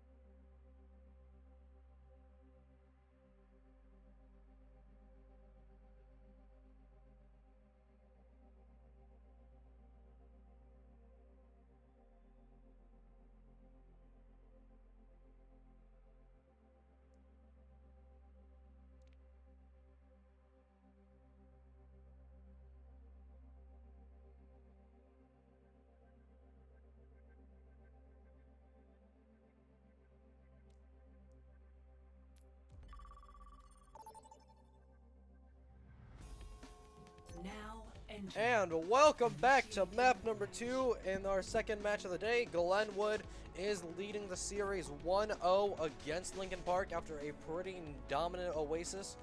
And we're seeing Kings Row again, Allegro, for the second game in a row. Yeah, I mean, who's surprised? Any Sigma this time? Scrims Row. I doubt it. I mean, maybe. I'm expecting to see ball come out again. I'm going to be honest with you. The question is, can Lincoln Park adapt? I mean, really, I kind of just want to see more commitment out of something. They're kind of just like split right now every fight. So. All right. I'm getting flashbacks to our last match. We have Junkrat on Kings Row again on the offense. And it's going to be a ball mirror with Oprah's on the Widow. I honestly don't know how this one's going to play out on Kings Row first. It's a double ball comp. When do you see this? Never. Oh, I'm being trolled. Honestly, I don't hate the IHSEA in this matchup. It's like, oh, never mind. Right? I approve, Okay. but also he might get cooked. I kind of don't approve. I think their whole comp kites him. Yeah, I don't think Ryan works into that matchup. I'm just questioning Big Bad Bear on the Junker. Like, I know Trap's good, but if Water God gets in your face, probably deflect. Might be a problem. And Oprah's is on the Widow, which is already unfortunate. You have a health buff, but how long will it keep you alive for here as you actually stay on the Widow here against the Sojourn? So Glenwood's going to be holding a safe little corner run hotel. Not safe enough, apparently, as Big Bad Bear. The junk spam is good, but Water God is able to trade in the back line, finding Aomi as the res comes out from Peachy. Oprah finds Water God. It's a 4v4 now for the fight so far. Shimbot gets a nice slam, and the rest of Glenwood are able to stabilize as Oprah gets another pick, however. The ball not able to mark him well enough, it seems, as Oprah finds 3 in this first fight. What a performance, it seems. I mean, Oprah's going nuclear there in the neutral. I kind of want to see a little bit more solid engage there from Lincoln Park, but I mean, they've won the fight so far, so that's all you can really ask for. Oh boy. Glenwood looking for a stall here. Alright. Shimbot falls, and I think you're kind of getting a little bit of discombobulated here if you're Glenwood. I mean, you can dive on the Widow all you want, but if you do it one by one, it's kind of what just happened in Water Gun, though. You can't die. Yeah, I mean, good trades by Lincoln Park there to keep the point alive. I mean, not letting them stall it out for too long, so. Yeah. And I mean, Daniel's going to be able to get a lot more free space and be able to force back Hobo and Water God here with just, you know, Oprah's. Oh, I like that swap. Water, but, nope, we're going to Ash. I like that swap. If I'm Lincoln Park here, I would like to see us go early with Nano and like just walk it down. Okay. Well, that makes it harder, but I mean, we still need to make something happen right now. Yeah. I mean, you kind of have every single point. That's a There trap. it is. It's going to be the res, not going to be able to get shut down. I mean, you do have 4.5 minutes here, but it's going to be a little bit dragged out as the tire and Nano on the Daniel comes out. Nitro boost, and the tire gets shut down. Linden back up for Water God, finding one, finding two here, finding a third before getting shut down by the Drunk Rat. I mean, 3 for 1, you got to take that. And, I mean, if you are Lincoln Park here now, I think it's going to get a little more difficult for you because it's a lot more tight corners. It's a lot more high grounds that you can be manipulated here by the side of Glenwood, especially with the 4 ults coming up online. Yeah, I think there's a little bit of a misplay waiting so long to use Nano there. I mean, but they're starting to pop things, so Mind's Engage comes out here. Big Bad Bear is split off from the rest of the team, gets picked off by the Wrecking Ball. Shimbot's gonna get that one as they're just gonna keep pushing the aggression. Everyone's kind of falling low. Water God's going in with his Wrecking Ball. Naomi falling low, will not die just yet. And then Hobo is able to confirm, and Spectate falls after. And so that's gonna be a dragged out fight and a little bit of a stagger there for Lincoln Park as Glenwood's gonna be able to play up with the momentum. And that's, wow. Okay. I mean, that's a rough stagger if you're Lincoln Park, and possibly another one here, maybe. And you have Shimbot standing on your spawn doors. Like, literally on top. That This is not a place you want to be right now. I mean, they're down in ult, too. Like, but hopefully they can make a play with Rush Annihilation here, I mean, possibly. And that's all you got in the bank. You had to use one of them at least. Time's already being burned. You're at 3 minutes now. Shimbot dodges the sleep. There's a Valve and Clock to counter the rush. Annihilation comes in as well. All the ults are being popped here from one side of both teams. Hobo finds Naomi. Big Bad Bear falling low. Shimbot is able to get the slam. And Minakami will not fall. Shimbot and Water God in the back line. Daniel gets one. Not going to be enough. Too little, too late. As another fight win for Glenwood. As everything was invested from both teams in that fight. That was just chaotic. Yeah, I mean, Glenwood just had more resources to use, so, I mean, in the short term, it's a little bit unfortunate for Lincoln Park, but I think in the long term, if they play this right, that fight might end up going in their favor. I mean, just because of the ult economy, but we'll see. And now you kind of just have Little back up a little bit, Shimbot falling low. You should be able to get that Dano engage here, maybe on Oprah's. But I don't think they need it. They just shut down Hobo.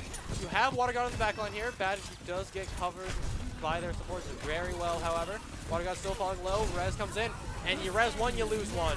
And it's going to be an overclock from Oprah's just to secure the fight win. Big Bad Bear gets two. Oprah's gets Shimbot. There's just the supports left now for Glenwood. And it's going to definitely be a stagger here, at least on the Minakami, as the Vortex is going to be able to get Daniel a way to move up. But no, you're actually able to make it out of there. I mean, that was a better fight from Lincoln Park. I think they still just need to pop things earlier, but I mean, at least they're converting these fights now. Shimbot thought he was Junkrat, tried to pop mines as he died. Unfortunately, they don't have that ult on now, so. And Big Bad Bear, it's going to be a slam blade engage coming in. And that's a well-timed combo as Water God is able to dice up the back line. And he's really just been able to get away with those plays pretty easily. There's no one to really stop him besides the Junkrat. I mean, yeah, we're holding on to this Nano. I mean, it's been a repeating pattern, it seems.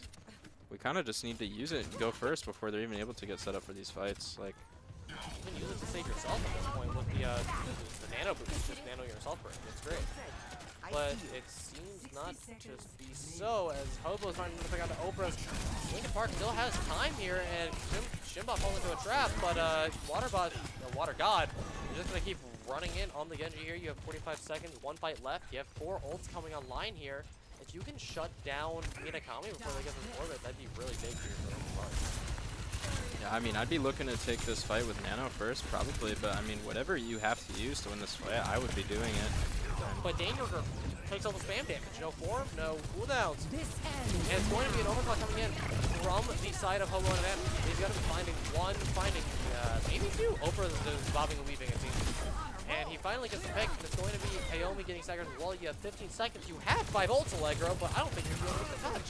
Yeah, I mean, we maybe should have seen a swap here, but yeah, it comes out now. It might be tough. Yeah. Punching through. He doesn't care. Daniel's punching through the mines. You're able to touch. Tyre coming in from Big Bad Bear, trying to find a target. Water God falls to Daniel.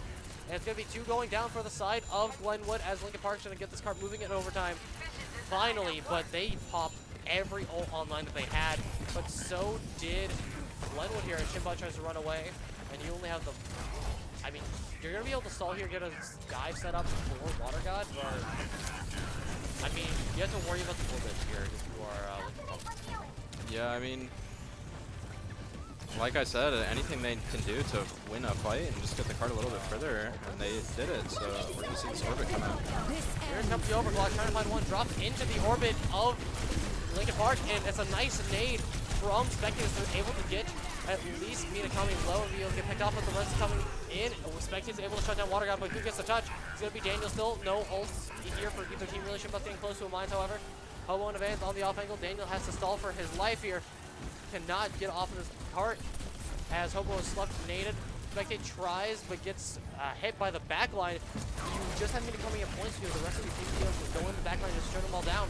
As Daniel will finally fall, overtime burns, and you're going to get about to second cap, but not enough, 3 meters short. Yeah. And I mean, it's not bad push. It's holdable. Yeah, I think they're playing too slow and not getting enough value out of marking this ball in Genji for it to be valuable enough that it's worth it. I think they really just need to speed up tempo here and just look to make a play on the Sojourn and the Juno still. And I mean, again, we just need to be cycling this Nano faster. I think they used Nano twice, and I'm willing to bet they could have maybe gotten 3 or 4 if they just pressed Q faster. Like, Yeah. they really just need to be cycling through things a lot quicker, and we don't really want to be seeing 4 ults all at once, like, ever. So I mean, it's also, I think, kind of just something of, you're not really able to counteract what Glenwood is kind of doing here. Like, you know they're going to blade, and then he just blades, and then he just walks in the back lane. He got shut down once at the end there in the chaos, but not really, you haven't really been able to counteract it. No fast rotates out, no ults to counter. It's kind of just been scrappy. yeah, I think Nano would help with that a lot. Maybe if they could send, you know, their own, like, Nano, like if we swapped Genji or like just even Nano Rom, just have him walk and you trade backlines. Like, that's one way to approach it. But like, if we don't press Q, like, we're not going to get anything done. So I mean, yeah, they're just going to pop blade for free and just keep walking it down. Like, Yeah. we really need to see a change in tempo here for Lincoln Park if they want to stay in this game. And it's going to be no switches either. You have still no speed, so the tempo is going to be a little rough, but you are on this jump top on with the Ram on defense. It's going to be a little easier. Possibly here you can play your angles a little better because they're more safe. But you do still have Shimbot going in, half HP, forcing point already. And you have Hobo on this nice little off angle in the top left, where you can just be forced out. And, well, you can force everyone else out and not really be forced out as easily as they finally find Big Bad Bear. Opens goes down below. You have no more DPS here for the side of Lincoln Park. As your supports are going to have to run away. Spectate falls. Aomi's going to be next on the chopping block here, all along with Daniel. And it's going to be a pretty nice first fight. You should get first here. Like, you should get this cap. Yeah, I think a little too much attention to the enemy ball there. I think, you know, if we're going to commit Nemesis, like, we probably shouldn't chase the ball, who it's, like, not reasonable to catch, I think. Again, we just need to recognize the Sojourner is really the only thing we can touch. So, it's going to be the cap out from Glenwood. We're going to see, what was that, Valk coming online soon and Blade coming online soon. And that's really it so far in this lobby. And, I mean, expected they were going to pick. But, I mean, Glenwood's just going to keep running it down. It seems they get the res. Lincoln Park does have a chance to stall here, but he's kind of playing up or maybe a little too far. As Daniel's falling low, you get the Nemesis forms, but your supports are split off to dealing with the ball. They're not going to really be able to care. As Hobo slides in, no care in the world. Spectate trying to survive, too much damage, too many angles. And Card's been moving this entire time here, Allegro, as Bear tries to get the pick. And he gets the trap, actually. Not bad, all right. I mean, That'll help. Shimbot's just getting so much value here, allowing his DPS to just walk and kind of do whatever they want to this enemy backline on Linkin Park. So, I mean, not really much else to say. Riptire online for Linkin Park, but 3 ults in exchange on the other side, and also coming up on a 4th in OC. I think for Linkin Park, you kind of want to kick it fast and go into the tire, but it's going to be Shimbot going in for the Mind Slam. Blade on top of it. No one's getting away, as the supports are going to be able to peel this time. And a tire gets clear up on the mines, but Water God does fall down. Supports were smart there for Linkin Park. They were able to disengage, and there's an enemy you were talking about on Daniel with Linkin Park moving this tempo up. So it's going to be Daniel moving up, throwing this, and going to be making Shimbot falling low in the meantime as well. Hobo having to disengage. You're not going to really be able to move in here if you are Linkin Park. And you use a slide. You could just pop the Annihilation. I agree. I would if I were them. But Oprah, it's going to be 2 more ults actually from Linkin Park. I thought the clock would be enough to pop the rush just in case. And I mean, I think it's fair. 4 ults for 4 ults, I suppose. But yeah, but I think if I'm Linkin Park, I want to come out positive on that trade, and I don't think they really needed rush there. I think just one of anything was enough to win that fight. So you do got to move up quick here though, because if you get hit by the door, it's going to be dangerous. But that's exactly what you need. You just shut down Shimbot. That is every cooldown on the bank. Vortex, Sleep, Bane. That was perfect counter.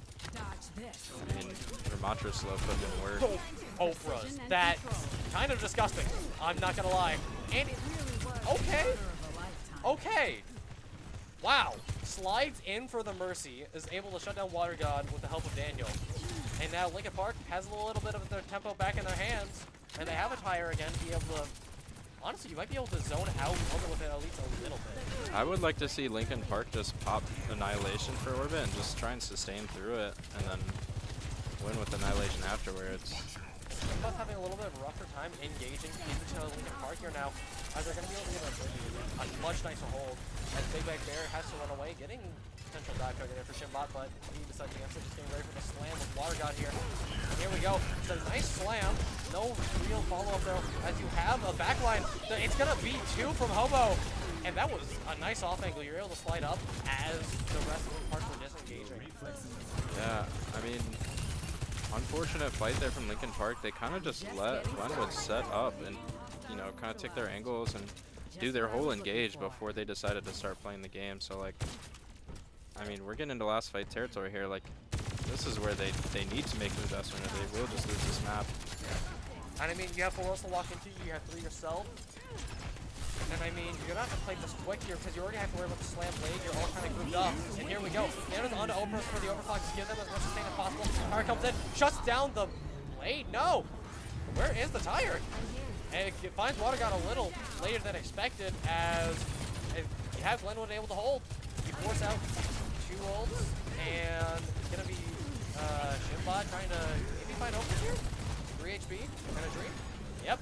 I mean, Linkin Park wins the battle, but Glenwood's looking like they're going to win war with these 2 ults they have online. I mean, those are really dangerous ultimates to use, so we're going to have to get a lot of value out of this rush here. Oh, yeah, they're big, but Oprah's has to go with the Mega and has to use their slide, and they're in the middle of the back line. And that's going to be a fallen soldier. The Junkrat has to run away from the overclock coming in from Hobo and Van. Rushes the counter, Big Bad Bear finds Water God. It's a 3v4 now on the point 4. Linkin Park mines are on point as well. Everyone has to just either walk in or just play safe, and you can't really do either right now. Big Bad Bear gets one with a trap, so you have to peel off a Genji and ball, and the point will be capped. It's just Diana. Linkin Park will lose that one as Glenwood sends this to match point with a 2-0 lead. Yeah, I mean, that's a demoralizing loss for Linkin Park. Definitely close, though. Yeah, it was close-ish at times. I think they're really just losing in this whole tempo thing right now. Like, they're just letting Glenwood set up and pop ults and really just do everything first. It's like they're playing like 3 steps behind Glenwood the whole game. So yeah, I mean, yeah, it's not a fun position to be in, but you know, hopefully they recognize that now. Like their tempo got a lot better in that second round on the defense. So I think if you're Linkin Park, just mental reset, take a sip of water or something, then just like lock in. There's still definitely a chance to come up and win this next map because it is Escort, which is a it's momentum-based game mode, and if you can get that momentum rolling, you should be fine here. Yeah. And with that, we should be going to map 3 soon. So we're going to be back on a short break. So I will see you then.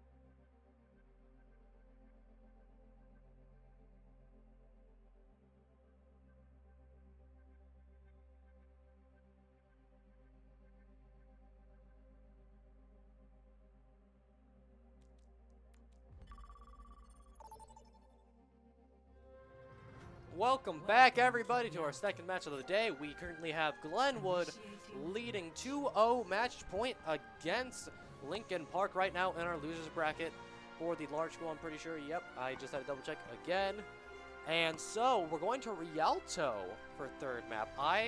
This was picked by Lincoln Park, and I do wonder what the strategy is here, because if Shimbot isn't going to switch off the ball, which I'm not expecting any different things here from the side of Glenwood, it's kind of ball oriented, like not completely, but you can just run around the high grounds and spectates on tank. All right, so we have a few swaps here actually. Never mind. We back. Pharmacy and Ash as well here for the side of Glenwood, but there's going to be a few swaps as Aomi is going to be going on to DPS as Big Bad Bear trades over to support, as Spectate goes back to support, and Daniel was trolling me on the ball. Yeah, I mean, I was going to say, I'm not sure this map is really all that helpful for Genji. I think it would have been hard for them to play Genji here, but I mean, we'll see how the fire goes. That's a spot I've never seen before. It's interesting. Yeah. And Daniel's going back to ramp. Here we go. We got a cast now. We got Sombra. We're making the swaps. They want to. Oh boy. They said if we're gonna chase ball, we might as well do it the right way. So. We're gonna see a stuff. Yeah. I'm just thinking a loop kill legitimately. Bad Bear falls low, but gets the care. Water God gets shot down by Oprah's. That cast range buff doing him wonders right now. That was a good shutdown. I mean, as a Sombra player, I'm a fan of the Sombra swap, but like. I mean, I do like it. I think they would get more value out of just sticking to the rush and just ignoring ball. Yeah.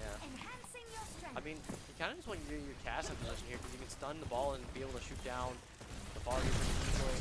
As Shimbot's going to disengage, and Water got able to just set up on this high ground with PG, just pocketing the entire series so far. And I mean, the Mercy's been doing wonders. The damage is great. Oprah's, no dynamite, so he will survive from the Ash Bow. Moving up a little too fast, though? Maybe. As Rez comes in, Oprah does get Shimbot, though, so there's a lot of setup gone for the side of Glenwood here, but it does not matter. Both DPS go down here for the side of Lincoln Park, as Daniel and his support are going to have to do. Yeah, I mean, I think one thing they can get on top of more that we haven't even really talked about yet is just Mercy Rez is getting so much value this series, and now that they have Sombra, it should be a lot easier to shut that down. So, I mean... Yeah, I do agree. I mean, some of these Rezes have been kind of, I'd say free. Some of these, I don't know how they're getting away with them, but I guess we're going to have to see. And now, by the way, coming into this fight, you're going to have probably Hobo playing a dress box for the barrage. But Opa is able to find Water God as Minakami is in no man's land in the mini room and is not able to get away. Barrage comes in, gets shut down. Daniel is literally fighting for his life, 1 HP. The Suzu saves both him and Oprah's from Big Bad Bear there. And it's just ball left on the point. Shimbot has mine. Bob contesting as well. Rush to counter. A lot of ults coming out here in this, I thought, almost lost fight. As points going to be being almost capped here. Daniel gets nanoed. Lincoln Park not falling from the swing stakes of the last map. They're going to be popping ults as they see fit. As Spectate's able to fight Water God there, and not even noticing him, honestly, there for a second. The Ash just gets beaten down by the Ana. 2 minutes and a half burn, but it's just Shimbot left. With Minakami in the back here. I don't think the ball is going to get enough heals to survive. And no, that is your first point of Rialto. Yeah, I mean, a bit of a cleaner engage there from Lincoln Park, finally realizing that all we need to do is just walk at the back line and ignore this ball. I mean, a hack accidentally hit the mini health pack. Yeah, I got robbed by the mini. We're going to be seeing Orbit come up on the side of Glenwood, but we've got Annihilation, EMP, and High Noon on the side of Lincoln Park. That was nice, the hack and the ram engage.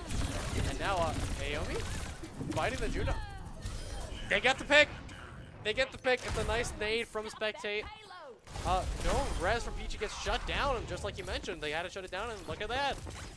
So with that, it's going to be Shimbot going for a little bit longer. Probably just going to disengage as Lincoln Park still focusing on him and not going to be able to take any space because of it. But the ball does fall. So I mean, they're just not letting him play the game that fast. So, I mean, good job by Lincoln Park. I'm not sure Sombra really needed to die there, which means located off cooldown, but you know, same ult still online. So we'll see what happens. I could be good zoning from Orbit. You also have EMP from Naomi. The Water God's taking the off angle by themselves and is able to at least get one pick on Big Bang there. They're 1 HP though. They get care, and Oprah's moving a little too far up, and yeah, a bit of an overextension there from the side of Lincoln Park. Yeah, I mean, I'd like to just see them take this fight fast with EMP maybe. I mean, it's like the best ult in the game right now, I think. So like, I'd like to just see them rip it, blow up ball or blow up Pharah or something that you normally can't reach, but as soon as you EMP it, everything's fair game, so. And pretty much everything's online here. We have basically 10 ults coming in, and it's going to be very chaotic. And it's going to be Oprah falling early there. Water God just on top angle, being able to poke, and they get another, as it's a nice nade from the side of Spectate. Naomi gets a pick off it, you get the Mercy, and you get two. You might be able to salvage as the Spectate can live, and you do. So you do have Aomi here getting ready to go probably up on the high ground again for Water God. As you have 2 minutes, cards moving back, but you should be able to go quick here with 2 members down to the side of Glenwood, as they're kind of overextended there. Not quick in the nade. And it's going to be a bomb incoming. No hack to shut it down, and there it is. I have used my word. There's going to be no EMP. Mine's on the point. EMP not even countering that, as Hobo should be able to get that pick, and they do. Daniel gets nanoed, Openers gets Water God. It's 3v4 here, and Nano Annihilation coming onto the point. Might have popped that Annihilation a little too early, though, as the timer burns, and Nano is wasted. It's going to be an Orbit on top of the Ramatra. Hydra coming in from Oprah's, though. Finds the Pharah. It's going to be it, though, as point getting close to being capped. Rez comes in. And Glenwood, it just has the sustain. They have the offense to survive this. Hobo and Van is in your back line. I mean, yeah, 4 ults coming out from Glenwood there. We still have the Barrage online, but I mean, Lincoln Park's still holding on to EMP. Like, I don't know. As a Sombra main, this hurts to see. I feel like this ball is just a free kill as long as you press Q on his engage. Like, he's just not allowed to take an engage as long as you have that ultimate. So. Yeah. So give me a Barrage versus EMP and Rush. And unfortunately, there's no opportunity for a back cap. As Spectate. Okay, I don't know where he was. I guess it was just a nice shot from Water God. Let's say no chance for a back cap, unfortunately, here as Naomi has to back up. And everyone's falling low here for the side of Lincoln Park. They're falling low. It's getting the stagger there to Oprah, burning your time. You have 30 seconds here. And you're going to have to force point, and that's exactly what you want here for the Mara. Yeah, I mean, this barrage is going to go really, really big for them here, I think. I mean, it's going to be on Naomi to just EMP this barrage. Like, that's really what it's going to be. Here's the rush. Going to be a snipe coming in. She's already forced out. It's going to be a nice EMP. Hits 3. And Daniel's going to be able to walk up with it. The Nemesis form getting a lot of work. Res from Peachy almost shut down. The sleep was missed, but it's just Hobo. You just got free ult charge if you're on Lincoln Park right now. I mean, that was really scary, though, if I'm Lincoln Park. I'm glad they just blew far up again, but, you know, you shouldn't even be getting the res off. No touch. Shimbot stunned, CC'd, and, yeah, CC'd back to spawn. As Water God cannot get to disengage. Nice vortex there. Lincoln Park's going to be able to move up now. Be able to burst on the spar. You're getting ult online with Glenwood, and you have a high noon annihilation coming up, but the noon probably isn't going to get too much. I'm going to be real here. Yeah, I mean, we'll see. I mean, hopefully they can at least use it for zoning. Maybe they can split the ball from this backline and then we'll just start walking. I don't know. The Alto throws also a really rough point. Barrage comes in. They were too focused on Shimbot, so Hobo was just able to go in and get 2 EPS there with the barrage and then just walk up with Water God. That was really nicely played by Glenwood, but I mean, Lincoln Park still has an opportunity to be able to keep this cart moving and maybe even get the third point cap. You got 4 ults in line, and if you get this rush fast enough, you can probably build an EMP and move with that, but you have Mines to worry about, you have Bob, 2 very good zoning ults. So, Yeah. I mean, we could see a quick engage here later on. We see Water God getting hit by the Vortex. Bob last second, okay, so res, high noon, put him out, Peachy falls to it. The Water God gets instantly shut down. What you want to see, finally gets 1 though, and the missiles from Minakami. As Shimbot also gets the cleanup, you have 10 seconds, you have 3 ults, you didn't use them. You were too confident in that fight, and that just might be the downfall there. Daniel on the ball, not going to be able to touch though. Yeah, I mean, you hate to see that. I mean, wow.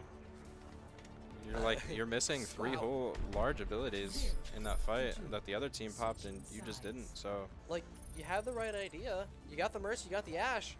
Just that the rest of your team was stuck on point. They got hit by the mines and they were all low because of that. And then Minakami just locked the missiles on and were able to get 2 with the help of Shimbot. Yeah, I mean, I liked the high noon to zone the Valkyrie. I thought that was another valid use of high noon in this scenario. Like, just not let her play the game. It makes it really difficult for Mercy to kind of do anything, really. So I thought it was really good, but after we get those picks, it's kind of like we just need to use stuff to just lock down the fight, and we didn't, and they found an opening, and they closed it out with their own ultimates. So, I mean, good on Glenwood to clean it up, but, you know, a bit of an undercommit, to say the least, from Lincoln Park. And now, I mean, you're still running the Ram comp on the defense here. I'm not a big fan, mainly because all the high grounds, you can't really take them on Ramatra or most of this roster besides, let's say, Spectate and Naomi. So, and you're still on double hit scan. It's going to be a little rough, especially going into the Genji here. Yeah, I don't know. I'll be honest, I don't think Genji works into this as long as they position correctly, but based on where they're positioned right now, I wouldn't be surprised if he actually does get value out of this. I'd like to see them playing longer sight lines if they're going to play something like Ramatra. Just kind of play out of the enemy team's backlines, LOS. He's doing ball things right now, I'm not going to lie. And now Daniel's dropped. So it's going to be giving high ground a little easier now for the side of Shimbot and Water God and the rest of Glenwood. As 30 seconds to burn, nothing really happening yet as Aomi does have this railgun. We've seen them get really fixed before, and it's going to be Hobo getting that one, unfortunately, if you're on the side of Lincoln Park. As you're already moving back, Oprah is falling low. You have Water God, though, getting traded out. The cast and the alleyway being able to make a play. This has come in, not able to get a res for PG here, as I think you're positioned decently well here. If you are in the mark, you're able to survive. And, I mean, you're able to mark this ball decently well now, but Oprah does fall in the meantime. Hobo falls not low. I mean, Hobo is engaging. As you have a minute burned, you're in a decent position here if you're Glenwood. Yeah. I mean, here comes the ball engage. This is still just a super scrappy fight. Pick comes out there from Water God onto the Lincoln Park Ana. And the Genji here is just going to get a free go. Yeah, I mean, like I said, I wouldn't be surprised if he got value. I mean, Lincoln Park hit scans are like, they try to like hold on to the high ground super hard with like white knuckles, but I don't really think that's a high ground you are allowed to hold as a defender. It kind of comes and goes with the tide. Like you kind of have to give it up and then go back and fight for it because you can't let them have it for free. But we're going to see the engage come out from Lincoln Park here with Nano and High Noon online from Lincoln Park and 3 ultimates change. You have Daniel stalling because he is by himself right now. He gets down and survive. The rest of his team is behind off from him. And there's going to be no other ults yet from the side of Glenwood. They don't really need them. As a Blade comes in from the back line, gets shut down! Ophrah does get booped into the mines though. It's still a close fight here. Valve for Rush. It's still chaotic. Daniel getting close to Annihilation here just to survive. But it's going to be Aomi falling low, getting care. Shimbot having to disengage. Daniel's still on the point here. Ophrah's going to go Exposure now for a little more movement and a more poke. And Aminakami getting close to this orbit as the backline gets split up. Shimbot's able to coordinate a pick there with Hobo and a van. Daniel's still alive with this Annihilation, forcing everyone back. They're all half, but he can't get off to this point. So now it's going to be able to go to Sombra, Hobo and a van, popping the overclock. And the Ramatra is not going to survive for much longer. And it's a nice stall. It really is, but it's just unfortunate because you couldn't really move anywhere for Daniel. If you can go into that Annihilation, you might be able to get 3, but... Yeah, I mean, it's tough. If we realize, like, hey, it's taking us forever to kill this ball in our backline, like, we might just have to say, you know, let our backline die. We need to walk forward because if we just sit here and do this while he bullies our backline, like their Sojourn is just going to do everything. Yeah. So, you know, I really want to see Lincoln Park continue to try to play faster. You get the ball, if you can get Daniel back fast enough, you can probably just go up here and hold the bridge, which you can. It's just an issue of you still have to contest Water God here, who was right there, actually, right in front of Aomi's face. As nothing's really going to happen yet. No ults online for... Actually, no, you still have the orbit here. For the side of Glenwood. That's going to be Hobo finding Ophrah's on the slide out. 3.5, well, no, just 3 minutes. Sorry, getting different words. As Daniel finds Water God. And this is going to be a disengage here from the side of Lincoln Park. You're getting staggered. Yeah, I mean, yeah, this is kind of rough. Lincoln Park's going to have to retake this fight.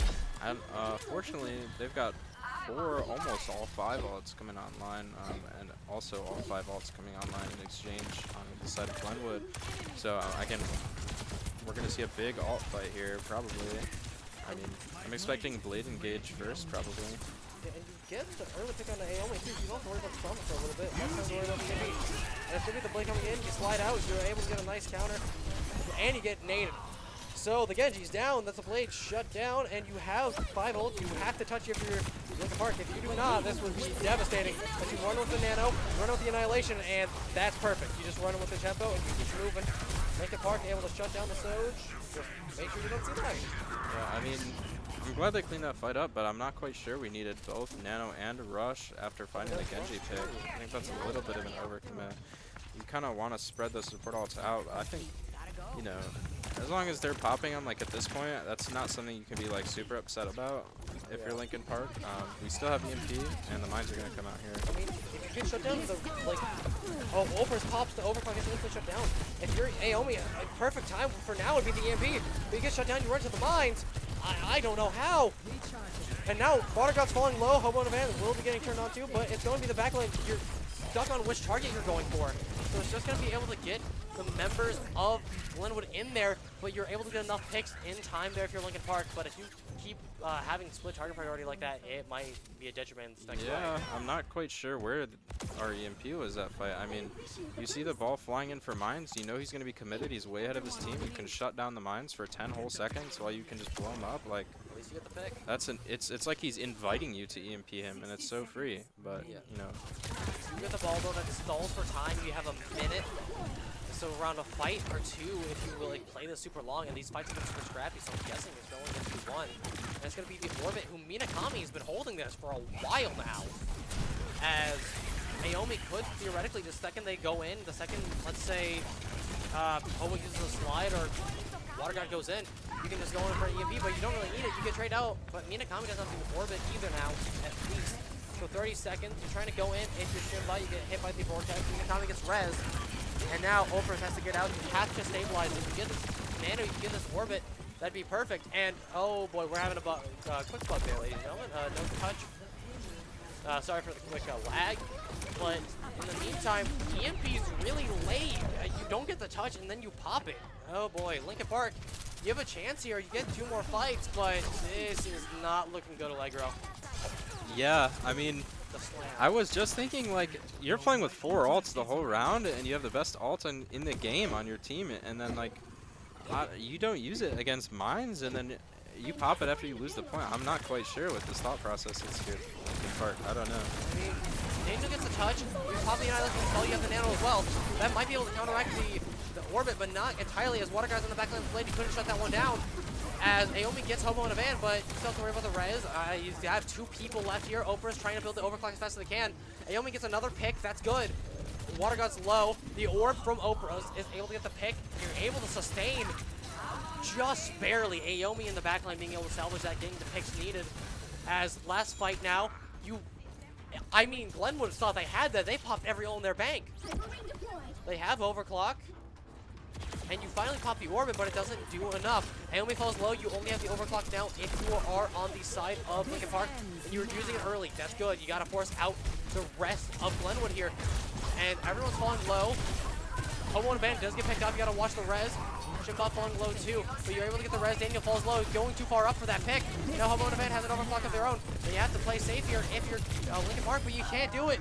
Let me find Shimbot, but it's not going to be enough. You have 10 seconds, you have to touch, but that's going to be it. Enough. That's a 3-0. It was close, but the overextension on Daniel there, I think, is what sold Linkin Park. Oh, sorry. As Glenwood's going to get the 3-0 and a match win and continue in the losers bracket.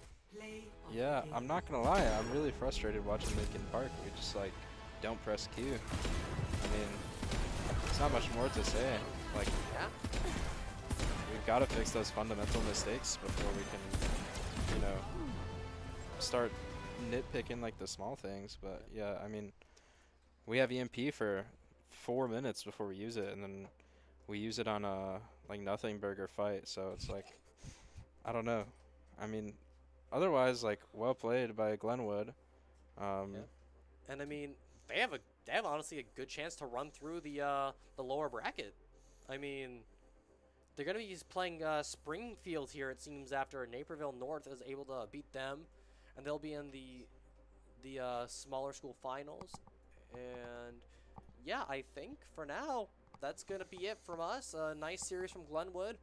Props to them. And we will be saying goodbye to Linkin Park. And yeah, I'll see you all in the next match. I don't know if Allegro will be casting with me next time. I don't know. Maybe.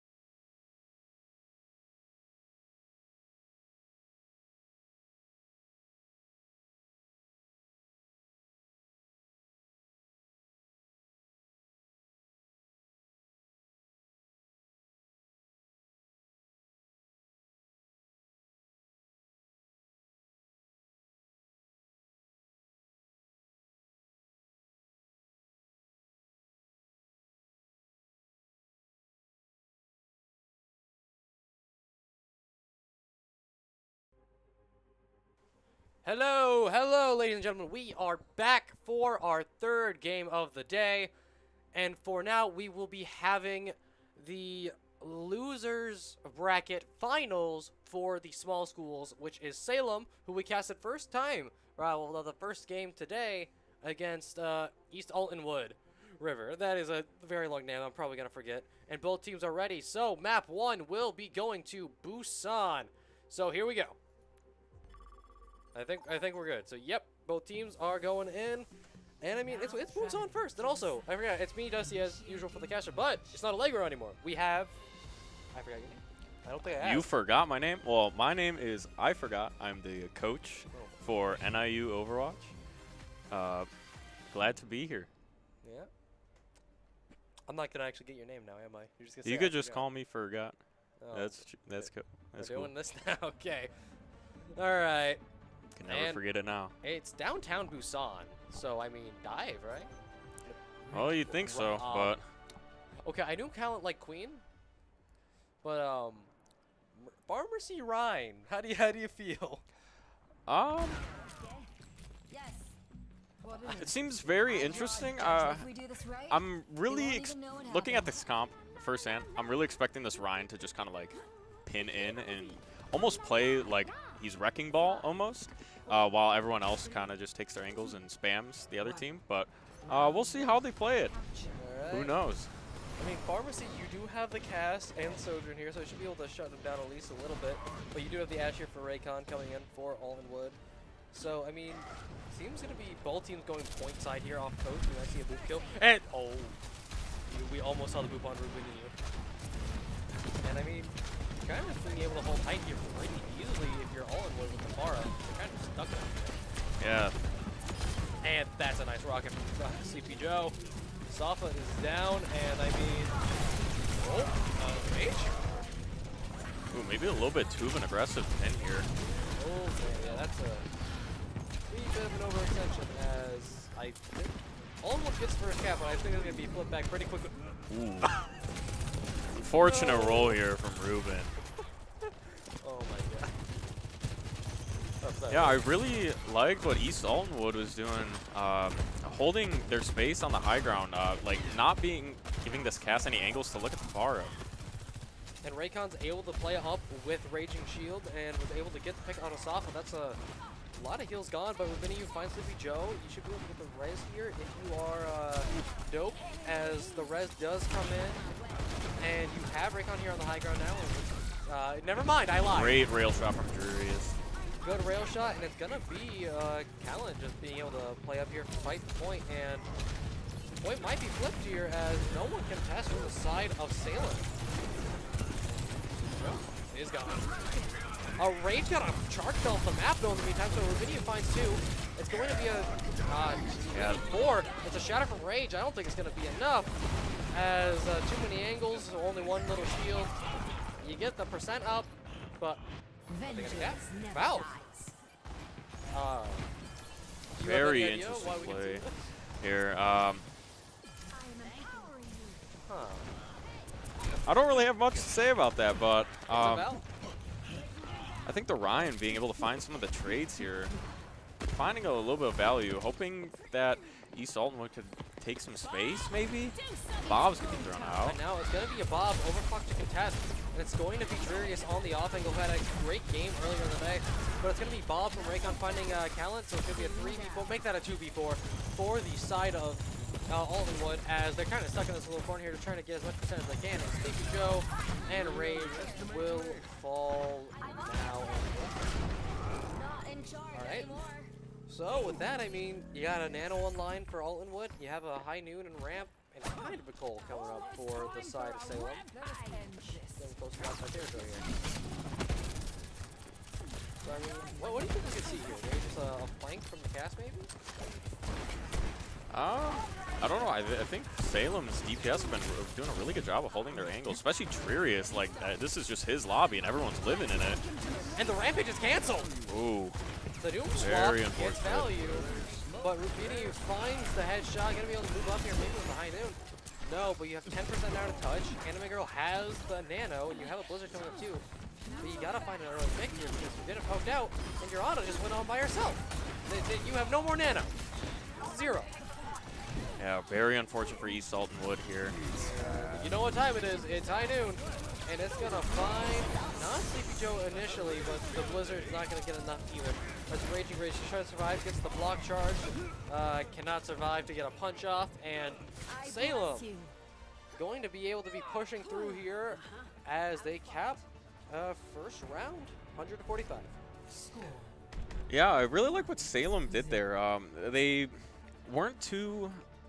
They weren't trying to force a fight too early. They were just giving up their space, forcing East Alton to walk into them, and they were just... East Alton took that bait and just walked into their angles, and both Ruben and Darius just putting on a show here, being able to poke out all of East Alton's team. I just don't think they have the commitment on one target to shut down any angle that Salem's holding right now. Yeah, and we have a few swaps coming in here for East Altonwood, and I don't think you'd call them normal per se.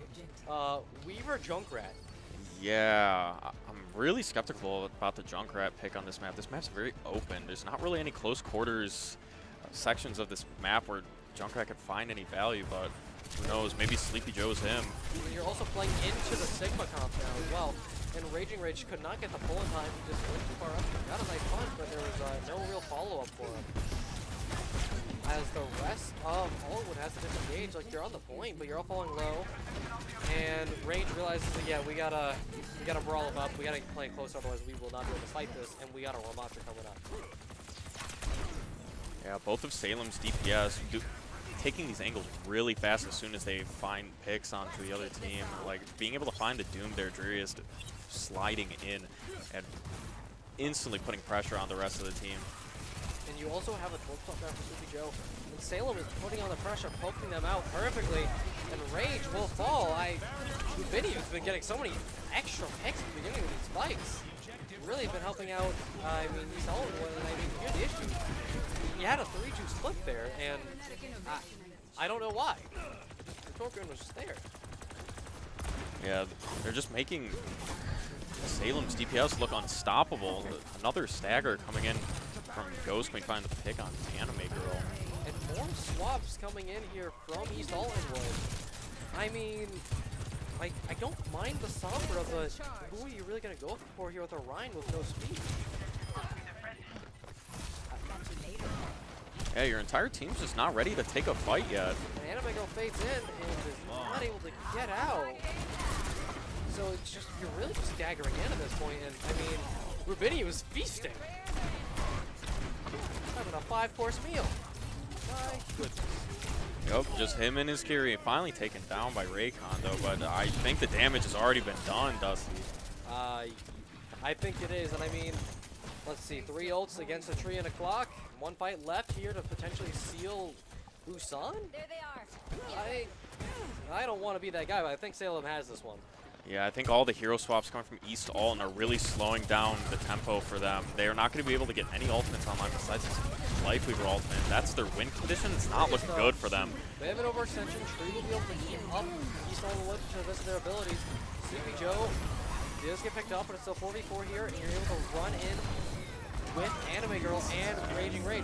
But Video, a nice Flux High Noon combo there. The sun is missed. There's just a Weaver left and the Moira, but Anime Girl does get one. Maybe get the fade? No. I thought maybe Moira would get the clutch 5k, but not so. Raycon doesn't. They have this open clock. I don't think they'll be able to get back in time to use it. You do have Sleepy Joe getting a nice stall, but Darius is in their spawn doors, just lighting them up so they can't touch. That's be a 2-0 Busan win for Salem to start off this series. Yeah, very dominant performance coming out here from Salem, especially their DPS line. I've been talking about it all map long. Here we see Cass with the play of the game. This guy was on fire. It's just on the offense. Who's going to test it? Yeah, and I think that's really what East Alton's problem here is that they're just not clearing these angles from the DPS before they walk in. They're just walking into them. And what can you do as a Reinhardt when you have a Sojourn shooting at you from the left and then a Cassie shooting at you from the right? Yeah, and I mean with that, it's just unfortunate. I mean, We are going to hybrid next here. We've seen a lot of Kings Row. We might be able to see something switch up. Then maybe East Elmwood has something in mind here to shut down the members of Salem here at least a little bit, or at least try to slow them down. But we're just going to have to see in the next map. And with that, we'll be going for a short break.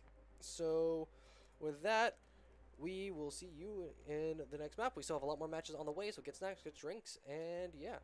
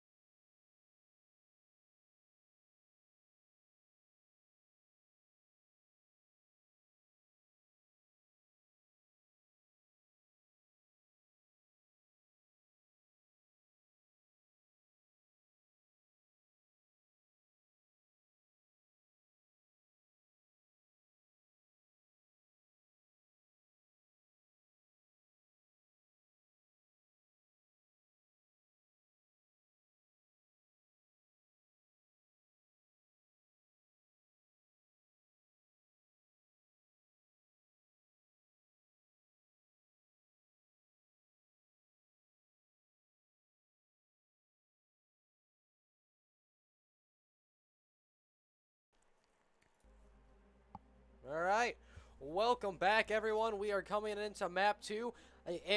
Apparently, it's just the day for Kings Row. It's the third game in a row where we've seen it. I'm not kidding. Yep, not a surprise here. I mean, if it's popular in the collegiate scene, it's got to be popular in the high school scene. I mean, everyone loves Kings Row. They call it Scrims Row for a reason, because everyone picks it. Literally everyone. I mean, we saw Reinhardt. I honestly would be happy to see it again here coming in from East Altonwood. But previously we saw we saw Salem play Winston actually on the defense or something akin to that. I don't remember. They at least played on the offense. And it will be coming on the Queen still. With Rubini, who played the Widow like the full offense on map like the first game on Kings Row, and it was kind of weird. I'm not gonna lie, but it worked. It is kind of weird, but we'll see if he does it again here for this match against East Alton. East Alton now rolling out with Ramatra and Bastion. More of a brawl comp, but you got the Mercy and Bat. I'm fine with the Bat. I'm just guessing the Mercy's the pocket. I'm just not gonna say anything until they actually pick because I might be getting trolled here. Sleepy Joe's going over the ball, by the way. Interesting. Yeah, so Raging Rage will take over on DPS. So it's going to be a Bastion brawl comp with the Mercy as Rubiniu gets the first pick there onto Raycon. Bit unfortunate there for the first attack, but you still have, you know, it's just so you'll be fine. And so Calent does somehow find Raging Rage though. I don't know how. The Queen just walks in, I'm guessing, as the rest of Altonwood just tries to play safe. And you're not really trying to move up here. He's just kind of playing it safe while Rubinio is literally just standing at point, holding down sights. Yeah, if you're East Alton, you just gotta look to get active. You gotta you have to look to get Sleepy Joe in when he's in this Nemesis form. Right now, they're just kind of using it to brawl out this Queen, but they're not really doing anything about it. You have Dreers on this off angle. No one really contesting him either. Wait, I lied. Raging Rage is up on the high ground now. And the Bastion, that's actually not that bad of a spot for him, as Sleepy Joe's going to try to peel his backline, poking out the rest of Salem as Raging Rage is kind of just still over there, nowhere, so not able to get to his supports for the rotation they had to make. Yeah, and it will be Gallon getting res as Dreer just somehow lives for so long. Wow. There's a great contest there from Raging Rage to clear that angle from Drearius for his team to walk, but Ruben, he doesn't want the fight to end yet. That's a Bastion behind you, and you have an Annihilation on the point here. Raging Rage going to be on the off angle, and it's going to be working. Sleepy Joe still alive. And the Annihilation gets enough, I thought there for a second, but everyone fell besides Raycon. And there's just a Queen versus the Soj Queen. The Soj straight up. You know, I can't work right now. Raycon's having a rough time on the point right now. And now it's going to be the Valve before the rest of Altonwood comes back. But you should be able to move in something here. You have the Pulse Bomb online for Raycon. You don't have to worry about the Rampage anymore, but Drearius does have this overclock. There's going to be a window. Drearius almost slides into that one. As the rest of Salem cannot touch. Window's a little too scary for him. I don't blame him. And that's going to be the cap for Altonwood and 4:20 on the clock. It was a very necessary window from Anime Girl on the side of East Alton.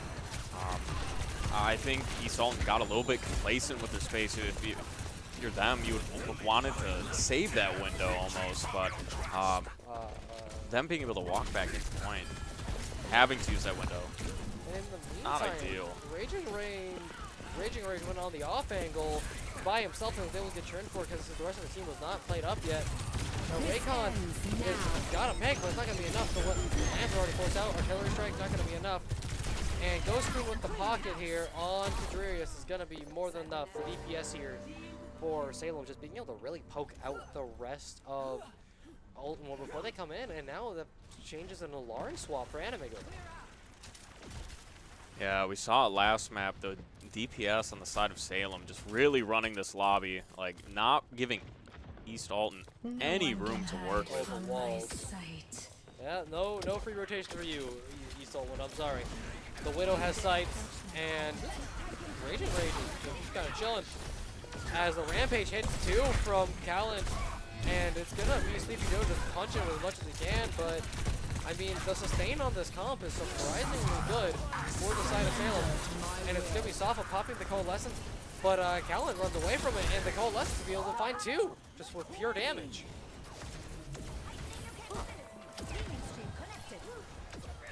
This is a very interesting thing to do. Like, you don't expect Queen Widow comp. You don't expect it to really work out here, but the angles that you're able to hold are working out as Raging Rage goes up on the high ground again on another flank and finds Ghost Queen. No more res in this fight for East Allwood, what they've really been using a lot to help try and win these fights in the long run. Drag him out, get a res, and go in. But now, I mean, you kind of just have a good angle here for your Allwood. Yeah, Raging Rage, like, doing a really good job of clearing these angles away from Salem for his team to walk up. On the Bastion, though, very interesting to do it on the Bastion, but, I mean, if it works, it works. Whatever can get them going, that's what East Alton need right now. And, I mean, you only have a Pulse and Valkyrie to come in with, and the Pulse is Huge good! stick. The Pulse is good. It finds both DPS for Salem. You res Drarius, but you just got res into a Bastion turret. And so, Ghost Queen lives, and the overclock Dope Chick went in with the Valve trying to gun him down. No girl bossing for you, and Drarius is going to be able to walk up with the rest of Salem with this OC. He's going to be able to walk well as, I mean, Drarius jumps in and gets away with it. Wow. Sleepy Joe still trying to survive here. Doesn't get the Nemesis form in time. You have Captain Sun here for Anime Girl, and that will probably be useful in the next fight, as all you have to do to fight against is a Rampage. Yeah, but if you're on the side of East Alton, like, what do you really have for this Rampage? You have Mercy, Alari, no defensive ultimates to try to counter it. The back Like, cap? okay, hold on. Rubini was also just on a tear in the backline. I don't know where he, oh, Raycon. Ooh. Unfortunate for Raycon not Just able to got get bugs there. in King's Row. My god. Would hate to see it. Well, you have a minute left on the clock now. Raycon goes over the Tracer. There's going to be a nice artillery strike there, actually. Fine. It cancels the Rampage. Well, there's the answer that they needed. Who would have known Bastion Ult was the answer to Queen Ult this entire time? And Anime Girl is going to be running it down main, trying to find Rubiniu. Callan does get res, but I feel like the rest of Eastallwood should be able to burst down the Queen pretty easily. A great wall coming out from Raycon. And now it's just the DPS here, and Sleep Joe should be able to get this. I mean, it's just Soch. Drew does not get away. So, minute 30 time bank or so coming into third. I mean, if you keep the tempo going with Sleepy Joe and Annihilation, you might be able to just keep walking here because you don't really get a lot more time. But, he'll live, but, okay, it's a little difficult now. And, I mean, you should be able to play up here, right? If you are, I mean, Salem, it's a nice wall, where Rubini still finds this Joe on the off angle. As it's going to get chaotic. That's 2 ults there. And if Sleepy Joe gets res, you can just pop an Annihilation right now, and that he does! There it is. The overclock that can't shut him down is effective. And Rubini, who's also just the Peacekeeper, is doing a lot of damage right now. Cast buffs are quite good, it seems. As you got a minute left, you have 2 ults here for Salem, and around 2, maybe 3, 4 East Allwood. You do have a wall to combo with the Blizzard, which the walls have been good for Raycon so far. If you get a Blizzard and catch out like Rubiniu or Callan, I mean, that would be great for Salem here. Yeah, I think the Blizzard is such an important ultimate for East Alton here. Just being able to find at least 1 pick. Oh boy. And the cast is down. Doesn't even need the Blizzard for it. Callan Huge has for the East Alton. Rampage. He gets a wall on this, that'd be huge. But Callan's gonna fall over. Not enough sustain. That's gonna be our artillery strike trying to trap the rest of East Allwood from getting into spawn. And it's not gonna really find anyone, but does force them back. You have all the ults coming online though for Salem. If you come back, you have to jump into a Blizzard and Sun though. Not a bad combo at all. As Rangers finds Rares. The Rampage hits 4! It's gonna be a rest on Rares as well. The Coalescence is gonna clean up. And the Sun. Well, unfortunately, for the side of East Allwood, it seems that there is sunscreen on every single member from Salem here. So. Yeah, those UV rays are burning indeed. Oh, no. Very unfortunate for the side of East Alton. They were looking really good having this Blizzard going into like the very end of third point on King's Row. Unfortunately, Raycon wasn't able to pop it. How do you feel about that? I think it's unfortunate. Like, you get the first pick. I mean, honestly, the second the cart gets to around that where you can get the checkpoint, I just chuck it on there. Force them to either jump in and point and get frozen, or just pray they can get picked from the longer range angle, but you just kind of got hit by the 4-man rampage because you didn't really do anything to force the queen back. Yeah, and like I've said before, having a backline of Mercy, Alari, just no support ultimates to sustain through the queen ult. You really have nothing for it, and especially when you have something like Rom, Mei, Bastion that's demanding of being so stacked with each other. Like, you're just asking to get 5-man rampage like that. Like, there's really nothing you can do. You have no response for it, so it's almost like every time Salem gets rampage, that's just a win for them. Yeah. And now we see from East Allenwood, it's a comp switch up. You're still on the Mercy Kiri, but you have IHSEA Reaper now. He must be fun. You know, I actually don't hate it. I think And more sustained. if you're East that Alton makes sense. and you're You'd have to be expecting invited Salem first. to walk out on this queen, I think this can definitely brawl queen for more space to shut her down out of being able to take some of this front line pressure. And you are getting to play into a dive, so it's a lot more burst damage you can just put into the rest of the side of Salem, especially, let's say, Callan on the Listen. Rubinian here is going to stay the Widow. Yep, here we go. The Widow's going to be on the rotate. You got to watch your head the entire time now, even if you want to go in, because you just have the Widow on the angle. Luckily, Raging Rage is able to take these off angles. Been doing a good job with that so far, just taking a big amount of health on most angles. As Sleepy Joe almost gets the snipe, as Callan realizes it's brawl time and goes back to the Queen. As you have Raging Rage in the backline trying to force out the Queen, and Callan almost falls. And it's going to be a nice hold so far from the side of Altonwood, as they can't really get Salem to walk through. They're just putting out too much damage. Yeah, Sleepy Joe's doing a really good job of poking out this Widow, making sure she's not able to take an angle. Like, there's another spear to the Widow. And I mean, you still have to worry about the wall too if you engage, so even if you see a recent move like a spin or a fortify, it's going to be quite dangerous. And I hear Raging Rage on the high ground again. It's going to be a Valk already from Dopechick, as they just have all the healing. The Callan does get the pick out of Raycon. You have someone in the backline here, I'm pretty sure. As Dopechick does get the res though, it's able to stabilize, and you have a Terror Surge online for Sleepy Joe. As you have a Blade in for Jurius, been very good with him so far today. But the wall comes out, blocks off Callan, and it's going to be enough to force out a Terror Surge from the Orisa as a Rush Blade come in. No other ult so far from either team. As it's going to be Jurius finding one, finding two, and it's going to be the rest of all just having to disengage here. We might be able to get a recontest at least, though. Yeah, East Alton, we're doing a really good job of holding them at the choke. I think they just need a play for the choke. Like, you have Mei, you have Reaper, you have Orisa. Raycon just fighting off a little bit more than he can chew. Getting picked off there, kind of slowed down. Oh, another shot from Ruben. Man. Yeah, I mean, words, I can't think of them right now. But yeah, it was a nice hold there from East Allenwood, as you just are able to find a few opening picks there for the side of Salem. And Rubiniu is just sitting up on the high ground, and no one's contesting him, and he's killed Anime Girl again. This is kind of evil. I'm not gonna lie. It's gonna be a rampage for the Blizzard, and it's gonna be quite scrappy, as Callan does get walled off, Sofa as well, but all the Reaper damage in the world, you get the res, but that's just free ult charge for Salem at this point. Yeah, I think if you're... The Blossom, They you get really want to win one, this fight. but maybe it's for a swap, right? That's what I I'm could be seeing. really hoping so. Really, that choke was their win condition. Like I said on first point, you just want to really be playing your chokes here. You don't want to be playing into these Widow sight lines. And Rubiniu does switch to the Cass. Luckily for them, but I mean, Cass is just so deadly, and especially in the hands of Ruben. We saw it on Busan. It could happen again here. He could just take over the lobby in an instant. And Anime Girl's playing pretty far up, even though just a little bit behind. You have Raycon on the Tracer now as well. And it's going to be a Coalescence versus the Valkyrie here. And Dopechick just tries to play up. Ruben's being forced back. The rest of Eaton Aldenwood getting kind of poked out from alternate angles here, as Anime Girl might have gone a little too far on the off angle to help the Tracer. Ghost Queen falling low though, as this fight's just gonna be in the neutral for a while.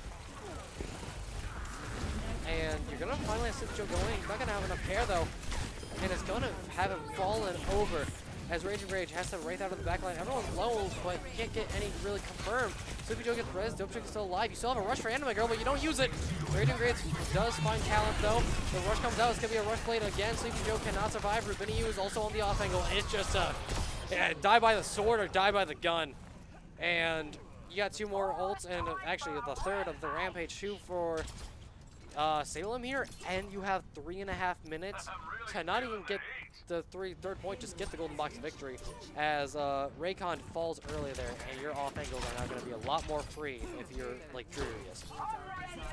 Yeah, and then we take a look at the ult here. Salem, 3 ults online, really puts them at advantage. Like this is very well snowball in the third. Raging Rage. Unless Raging Rage, he can keep finding picks like that. Nice deflect there from Jurius. I mean, Raging Rage was just trying to do his best Assassin's Creed impression, just drop up and take him down, but seems like it's not going to be so, as you have to keep Sleepy Joe in. There's going to be a Rampage. The Suzu doesn't come out. Might have been forced already early, but Dope Chick falls low. Callant's going to be able to find 2. Rubiniu finds a 3rd, and you can contest with your ults here if you are East Allen when you have the Blossom, you have an Annihilation, you have a Rush. Yeah, we've had this rush online for the side of East Alton for a while now. I think like, we just need to use it.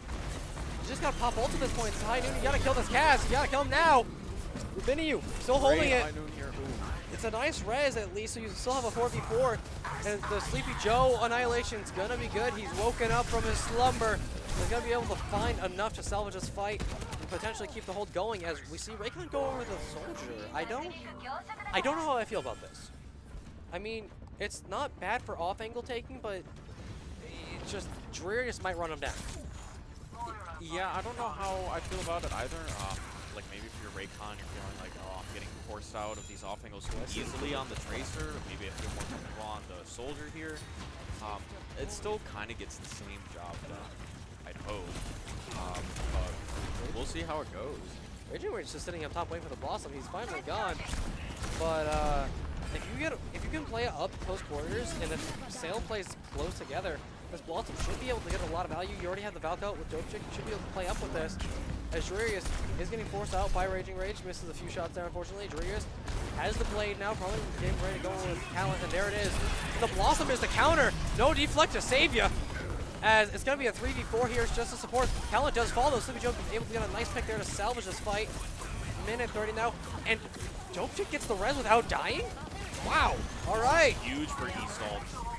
You have your soldier back online. The damage is coming heavy now as Safa will fall along with Rubiniu. And you got around 2 more fights. You only have a Rampage. But Anime Girl, bit of an overextension? Just a bit? I think a bit is a little bit of an understatement, but I mean, at least you have the respawns here while the rest of Salem's respawning as well. You know, they just have to take a small little vacation, you know, have some fun. And then they just ran into the end of the game. It's going to be a nice Rampage. The Suzu is not there. I forgot they're off Kiriko. Raycon can't pop their visor. You do have Annihilation, though, for Sleepy Joe. And Callant is kind of inching right now, I'm not going to lie. As you have a high noon in the back for the side of Salem as Rubini will fall. Raging Rage trying to stall the best he can to give time for Raycon to touch with his visor. You have 30 seconds. The visor's out. With the soldier getting poked out, I don't think you can get the touch here for the rest of the members here of East Allen. Dope Chick does get the res onto Sleepy Joe. Jurius with the pulse does not find his target. And Ghost Queen falling low. The Suzu will be enough to save him though, as the Ram will fall. You have enough time to stall. Anime Girl's coming back. You might have a Coalescence online. You do get it. But it gets shut down, and I think that will be Salem's cap as Raycon tries to stall for a second longer.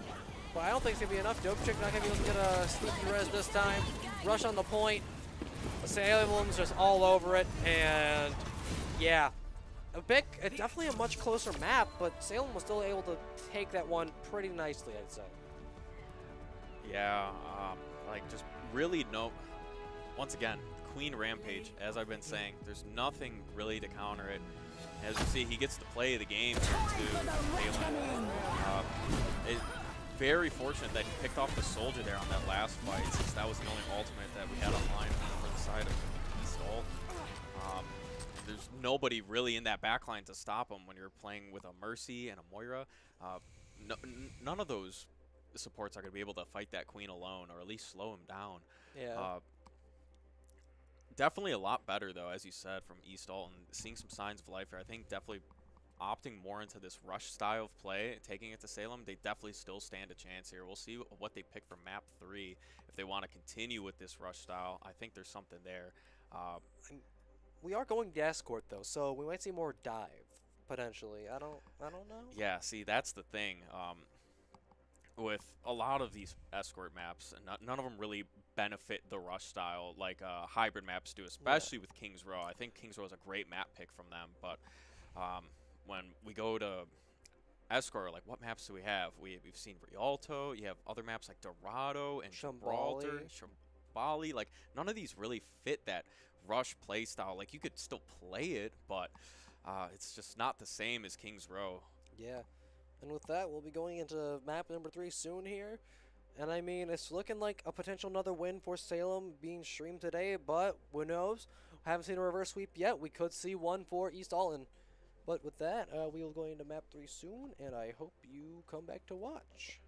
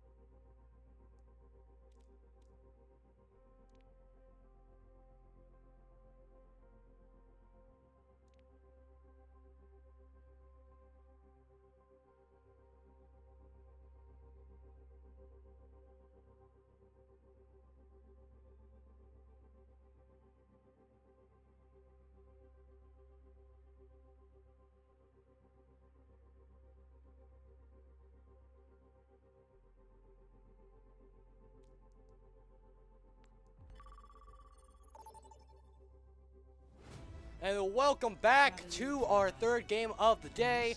We have currently leading is Salem, leading 2-0 against East Altonwood. And we are going to be going to Dorado for map 3.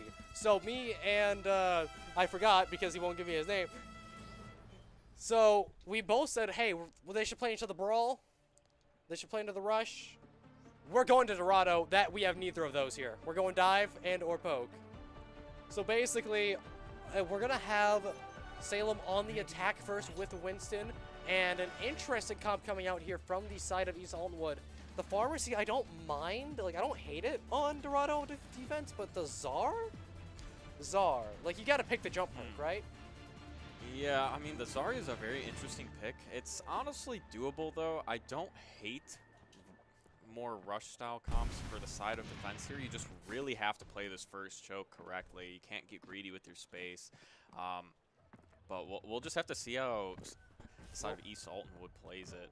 We don't... no high ground. No high ground. I mean, it should be We're fine. playing close. I mean, spawn hold with the Zarya, it's possible. You have the honor to keep you up, and the Sombra hack. It's just a matter of how Salem takes this high ground. And I mean, you're already forcing out Raging Rage. You do have the first pocket far, so it's going to be a lot of sustain, but you have to worry about Raycon not dying as well, as Sleepy Joe already kind of running low on the bubble charge here.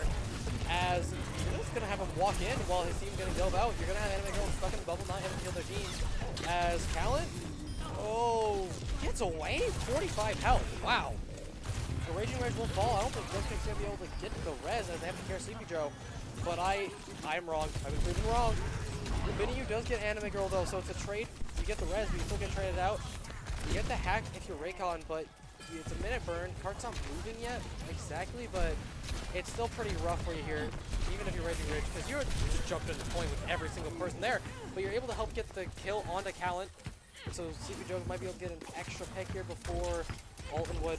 They most likely die here, right? They pop the Valve. They're going to try to manage this. All right. With Sleepy Joe still alive, I don't think he can really do anything with Salem. He needs to go before he can actually walk and get hard progress.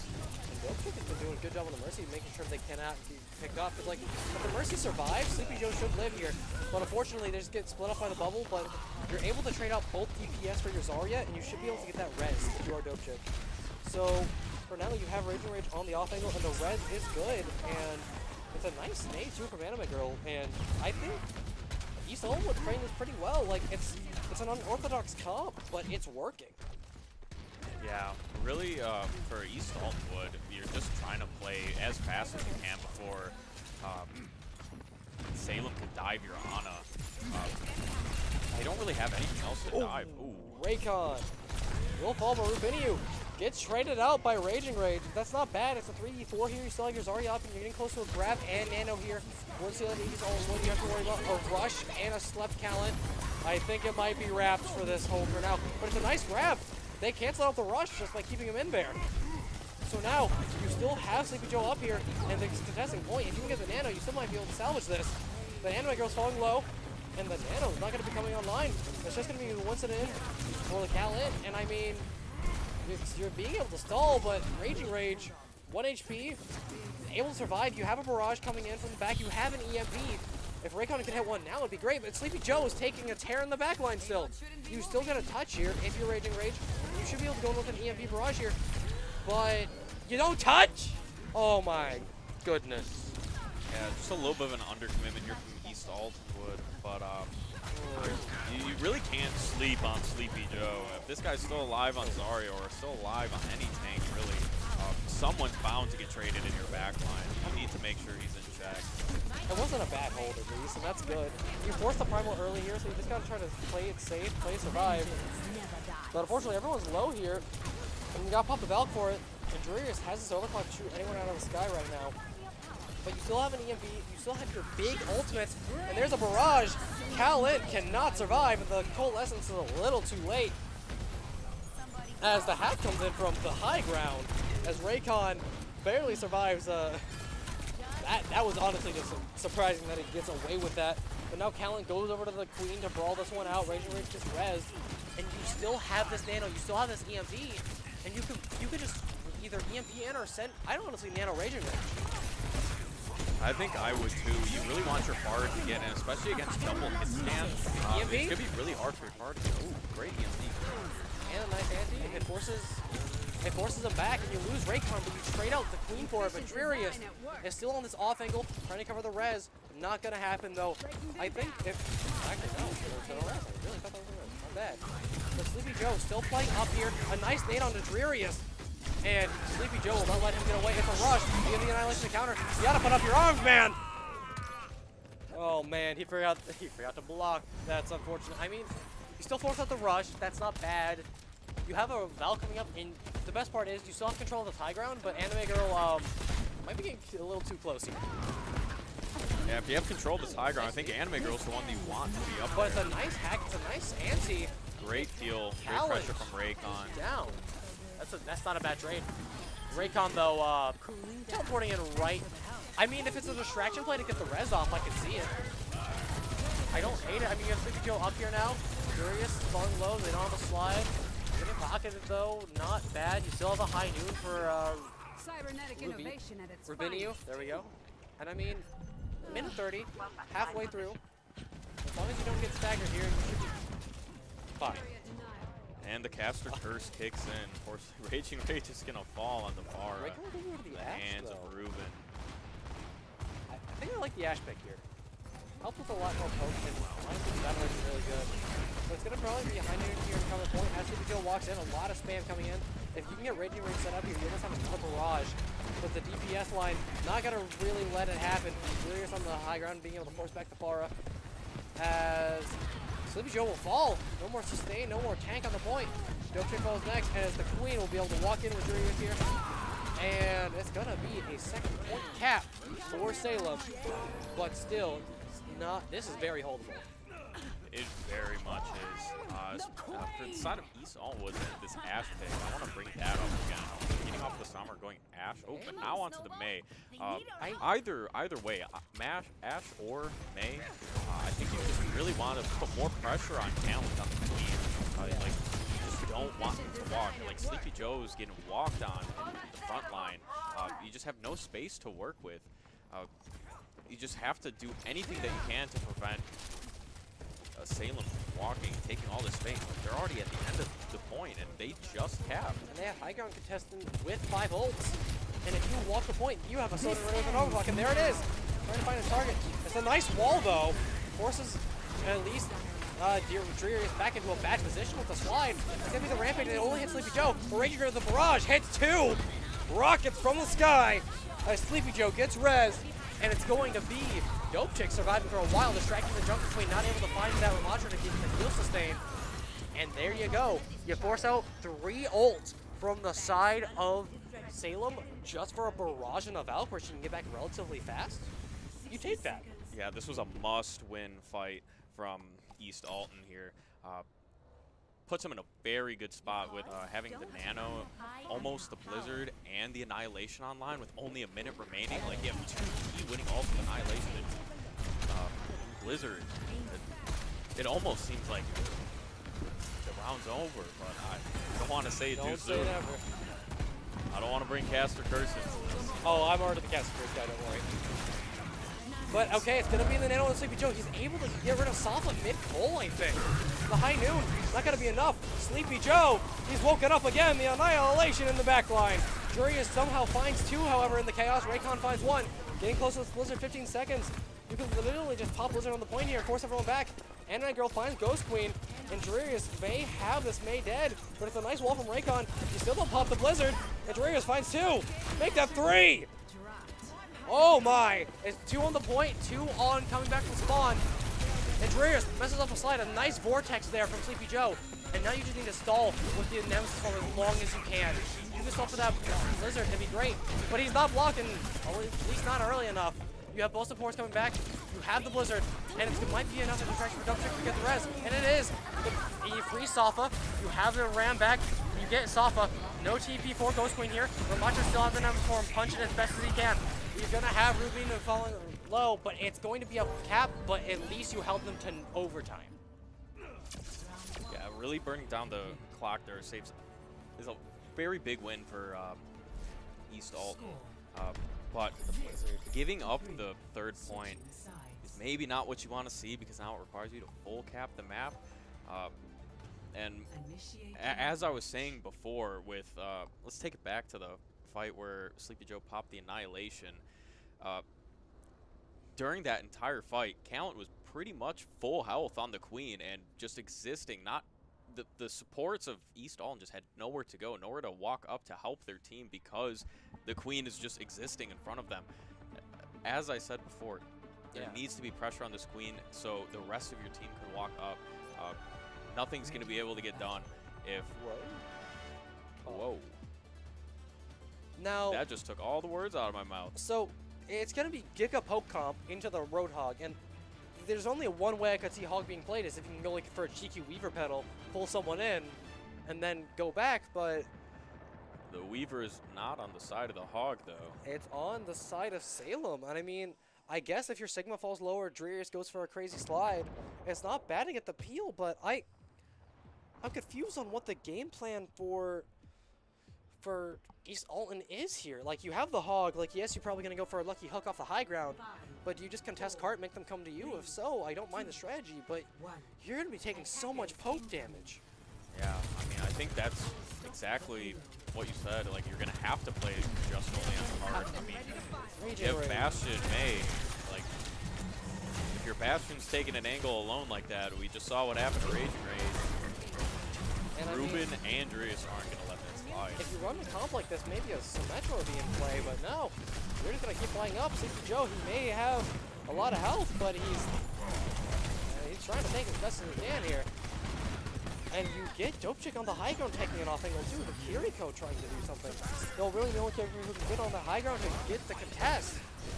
But for now, it's just going to be too many off angles for East Ulm to deal with right now. And Rubinyu already has a perk. He already has a noon. This is a lot of spam damage. And it's going to be double swaps here. How do you feel about the Ram and Sombra coming in here? I think it's definitely better than the Hog and the May. I mean, especially if with this high ground control from Salem, like, who are you really walling? You have nothing to wall. And it gets Anime Girl. Not able. They went for the sleep, maybe a little too greedy on it. And now you do have Rake on the back line, but everyone's falling here. And Rubiniu will not get picked off, so you're still kind of in a rough spot here. And I mean, if you are East Alton, you're getting staggered. If you want to play this brawl comp with, like, I know it's not like it's not like been here for a year or so, but Dorado has been reworked. You could go through that left area and try to take the high ground from there. Yeah, but I mean, that's really the only option you have, right? Unless you go far right.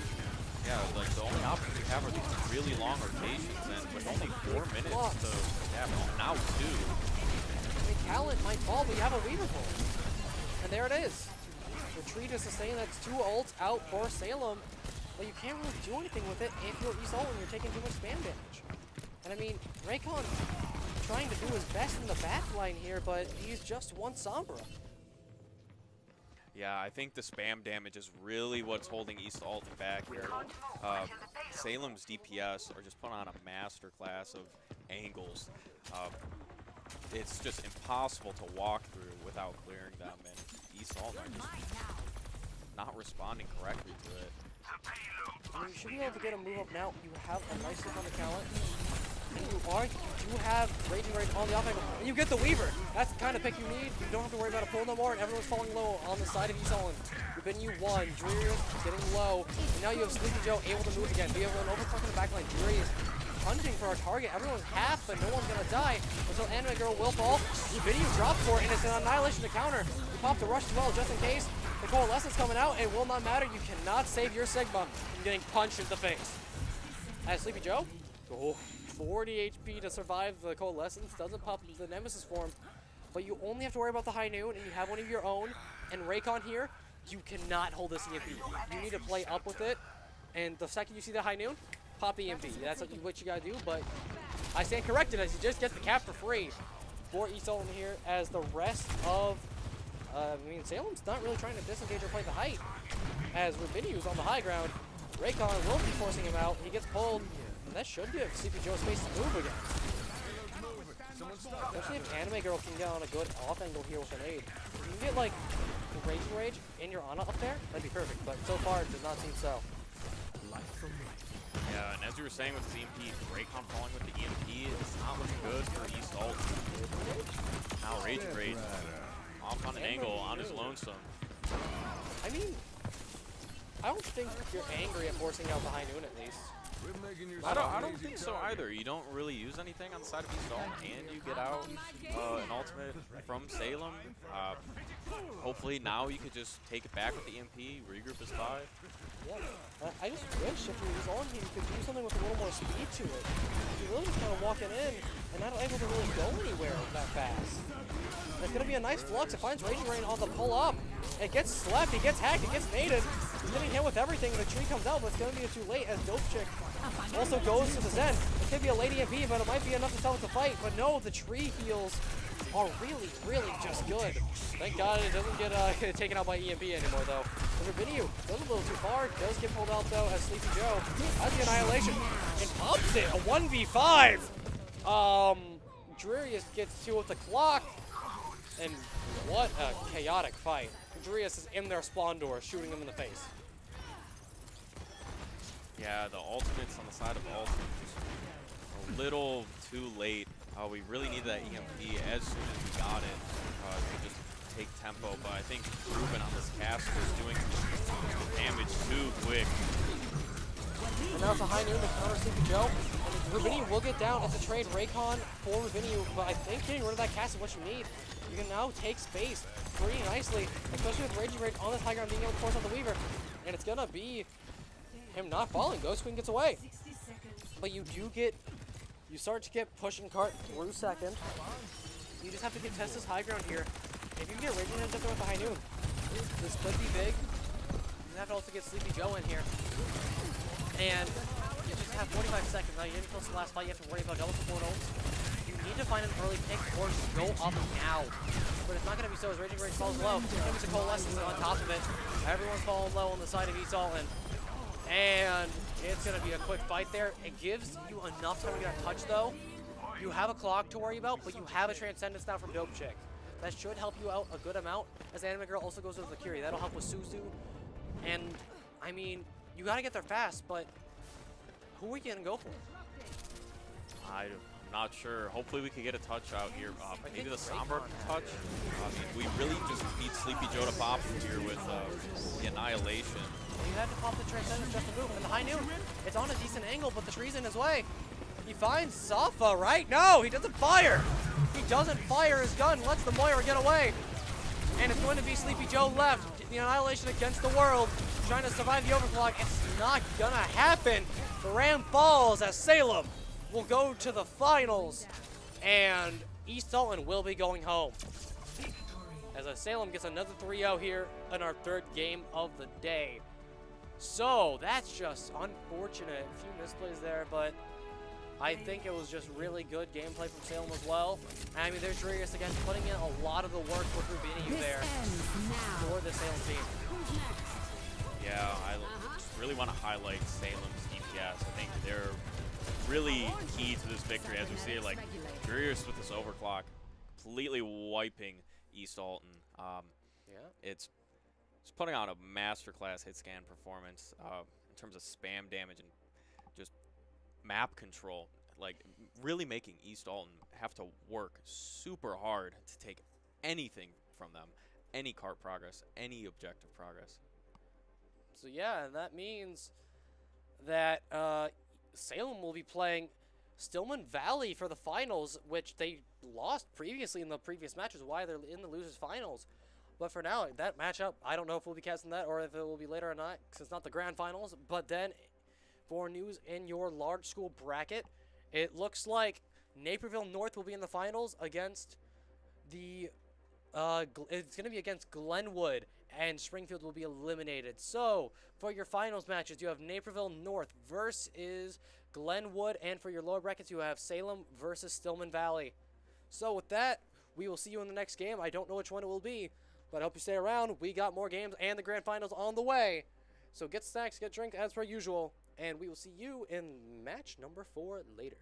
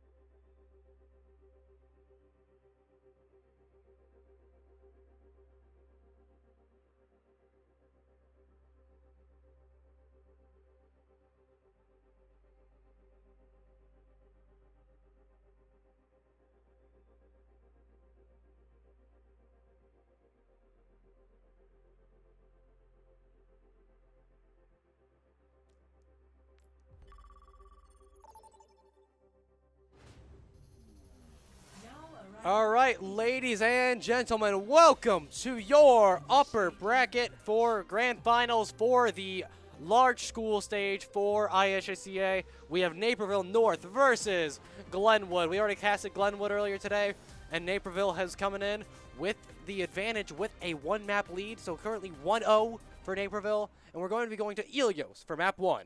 And with me, I don't have Allegro. I don't have the coach who didn't tell me his name. I have a new one. I have Jeff. Hello. Hello, welcome. And we're going to be seeing Lucio finally, as I mentioned. We had no Lucio today, and you could show up, and there's Lucio. Lucio Gamers in chat. I mean, I've been sitting back here in the casting booth waiting for a Lucio, and we finally got one. And we're looking for these comps. We're looking a little bit more traditional than normal. I mean, obviously, we got the Mercy, but no ball for Shinebot. Really liked doing it earlier, but I guess Glenwood has decided not to go with the ball comp still. Maybe go back to it later, but it's going to be a Doom comp coming in for Naperville, as honestly both these comps look fine. It's just I feel like Peachy might have a rough time trying to breathe with a Doom Genji Soj running at her. it'll be all up to Hobo and a Van to kind of get all the value and create space for Peachy so that they never have an opportunity to dive on them.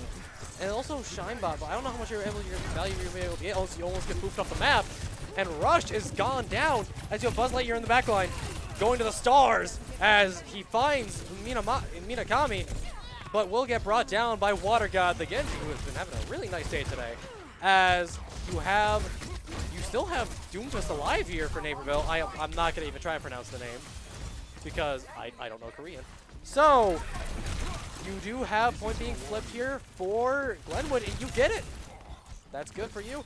And you have the double speed comp here still for the side of Naperville, so you should be able to run in, but you're already about to lose your Doom. And there it is. That stagger might prove to be a little difficult as long as Blue decides to, take it back here. His health bar is starting to taper a little bit, so he's going to go to the hazard here. As we're going to stay up with a blade here for Water God soon, as we have 22% and counting here for the side of Glenwood on round 1. I really like this swap to hazard here. We have a pause, ladies and gentlemen, down there. All right, and we have a short pause, so we're going to go to a short break, but we can discuss how the hazard comp is going to maybe change up the play style here for Naperville a little bit. Yeah, I really like this. I really like the swap to hazard here. It's a very nice adaptation on the side of Naperville to keep to sort of like get that sustain and keep up the pressure without having to commit too hard on resources and being easily counterable. It seems that we are about ready here. Yep, very short break. That was the shortest mic issue I think I've ever seen. Give me enough time to yap. I'm okay with that. Yep. And now we're going in, 30% in. Water God has his blade, could go in quick. And, I mean, in last match, he was really just able to go uncontested with it. So it depends on how Naperville really wants to care the damage here. As Shinebot is really just going to have a time trying to survive. That's all he really has to do here. As Peachy does not have the GA cooldown in time. As Buzz Lightyear's in the background. And it's going to be a bit of a stall here for Glenwood, but besides that, it's going to be a lost fight as Shinebot gets it up to around 50%, make it around 52. Nope, 51. Wow. I really like how Naperville is creating these angles and creating these kill boxes around with these really fast rotations, especially on the Sojourn and the Genji. Really able to cut off the resources for the other team there. Yeah. And now you do have Water Gun falling low, but you still have the blade incoming. You have a watch out for a rush. But it's going to be an early blade before anything can be popped. It's going to be the Valk on top of it just in case. Rush falling low, Buzz Lightyear on the off angle. Finds his target in Water God. The blade is shut down as Buzz Lightyear cannot get away from the fists of death from Shinebot. It's going to be a downpour. Not really grabbing anyone though, so it's going to be kind of a lost ult there for the side of Naperville as the rest of Glenwood's going to try to rotate over the point as Shinebot finds the hazard, and I'm just going to get the point cap here as Rush jumps off the map. Although that overclock was massive, it really seemed that their fight tapered away. Yeah, a little bit there. And now you have an Annihilation, Orbit, and Clock coming up here for Glenwood, and if you can make this fight a long one, take your time, you should be able to get maybe a round win here. But you still have to worry about double supportals and the blade, which they seem to be going quick with, as Buzz Lightyear already slides in. So no real escape from the Annihilation here, as you trade both Sojourns out, and the Ramach is still going in the backline here with the Annihilation. You're able to find both DPS, as the Hazard is also going to fall. The Annihilation timer will not go down, as the Orbit might be enough. You pop the beat on top of it, you're using everything in your bank here. It's going to be Orbits from both teams here, as Hazard tries to get away, but Water God's in your backline. You find Rush, and this is a long sustained fight, like I said, and it's going to be your Hazard falling. There should be a fight win and point cap and round win for the side of Glenwood, but you find one with the blade for Rust Raven here, trying to survive, gets shut down by Minakami, and it's going to be Buzz Lightyear. You're finding another, but can you get a touch? You have a Lucio coming in at Mach 10, Ichi gets the res on a Minakami, and now overtime still activating. You get another touch here if you're Rush, but the Juno cannot survive. You're on ball now, and this is going to be a nice stall so far from the side of Naperville, but I don't think it's going to be enough. Just because you're on the ball doesn't mean you can stall forever, and you definitely are not going to be able to get a pick out of it. So Buzz Lightyear's coming back as fast as he can. And I mean, you get your Genji back. It's going to be an overclock from Hobo, though. You're getting close to a Valk, and the time burns too quick. You forget to touch again. And it will be Glenwood taking a nice, quick round one. So with that, I mean, a very nice performance so far. I mean, the Ram comp, not what I expected to see on Ruins, but it's going to work. I thought they were going to play the ball, but no. And it's going to be Naperville staying on this Hazard comp, Gem. Do you think they're going to change up their play style, though, in any shape, way, or form? Well, I'm sure Naperville is probably going to recognize the fact that that Glenwood saw that they were taking their DPS were taking a lot of off angles and Torb. Oh wow. Torb Gaming. Oh wow. Torb Ram swap. They're going for a full Brawl, Gem. It seems that they are switching up that composition. Right now, both teams are looking for long sustained fights. This Torbjorn really trying to mark Water God. Hopefully it works out. And yeah, I mean it's well, but if Rush does not get a single move, I will be mad. I'm not gonna lie with you here. And it's going to be Shime going up quick, but I don't. Yeah, you kind of get forced out there by just the distance and the cooldowns. It's going to be point of being unlocked. Glenwood has control for now, but will they get the cap is uncertain. And it's going to be a nice deflect there from Water God, not able to get the confirmed. Buzz Lightyear with that 10 HP. Oh, fighting for his dear life. As Glenwood does get the cap, and they're playing the safe. They have a nice off angle here, but Water God does get picked off. I don't think you're going to be able to get that res. And Turret's just sitting in the mini room as the orb, the disruptor shot gets Rush, and Erase in the back line here by himself. But you're able to get away. Shy will not fall, and Glenwood's able to stall this out for at least a little bit longer. As Hobo in a van trying to survive, finds his counterpart in Buzz Lightyear. But Shinebot finally goes away, gives time for Water God to get back. You're getting close to a Valk here, but Water God's low, Hobo's low. And it's time to get the flip out and get out as well. So now that's a Valk online and an Overclock and Annihilation coming up, and you already have a window basically here for Ray. So if I were Ray here, I'd just get a window ready to get back, make Shine run into it, and just burn him. I really like how much pokier they're going to take. They made their composition here, trying to exploit the weaknesses of it. The window goes down, instant rail shot from Buzz Lightyear into Hobo, getting that early pick, and now this window forcing Glenwood to kite back all the way. Shime does fall though, and that's going to be a disengage here for the side of Glenwood. You have Water God on the off angle, not going to really be able to find anything though. 35% counting here for Naperville as they're going to continue to move up. They're getting all their ults online now after that window. And you have an Annihilate. You have ults here for both teams. It's just going to be a matter of how you use them. And Water God gets staggered. He gets shot in the head by a little lava dart. We love little Water God headshots. This turret's doing a really good job of marking this first stroke. Annihilation goes out. And it's going to be a really aggressive play here from Naperville. And it does seem to work in their favor as they find Shinebot, they find Hobo. And I mean, Water God gets a pick on the rush, but that's going to really be about it here. So getting close to last fight territory, Gem, what do you think we're going to have Glenwood go in here? Well, it looks like if I'm no genius, but it looks like we're going for a huge ult dump to try to prevent this 99% stop. Probably farming orbital first and then going in with the blade and possibly an annihilation. The off angle is going to be enough for a pick. Beat is not out yet. Rush is able to get away. They only need the lamp. They just have a nice disengage there with the Lucio speed.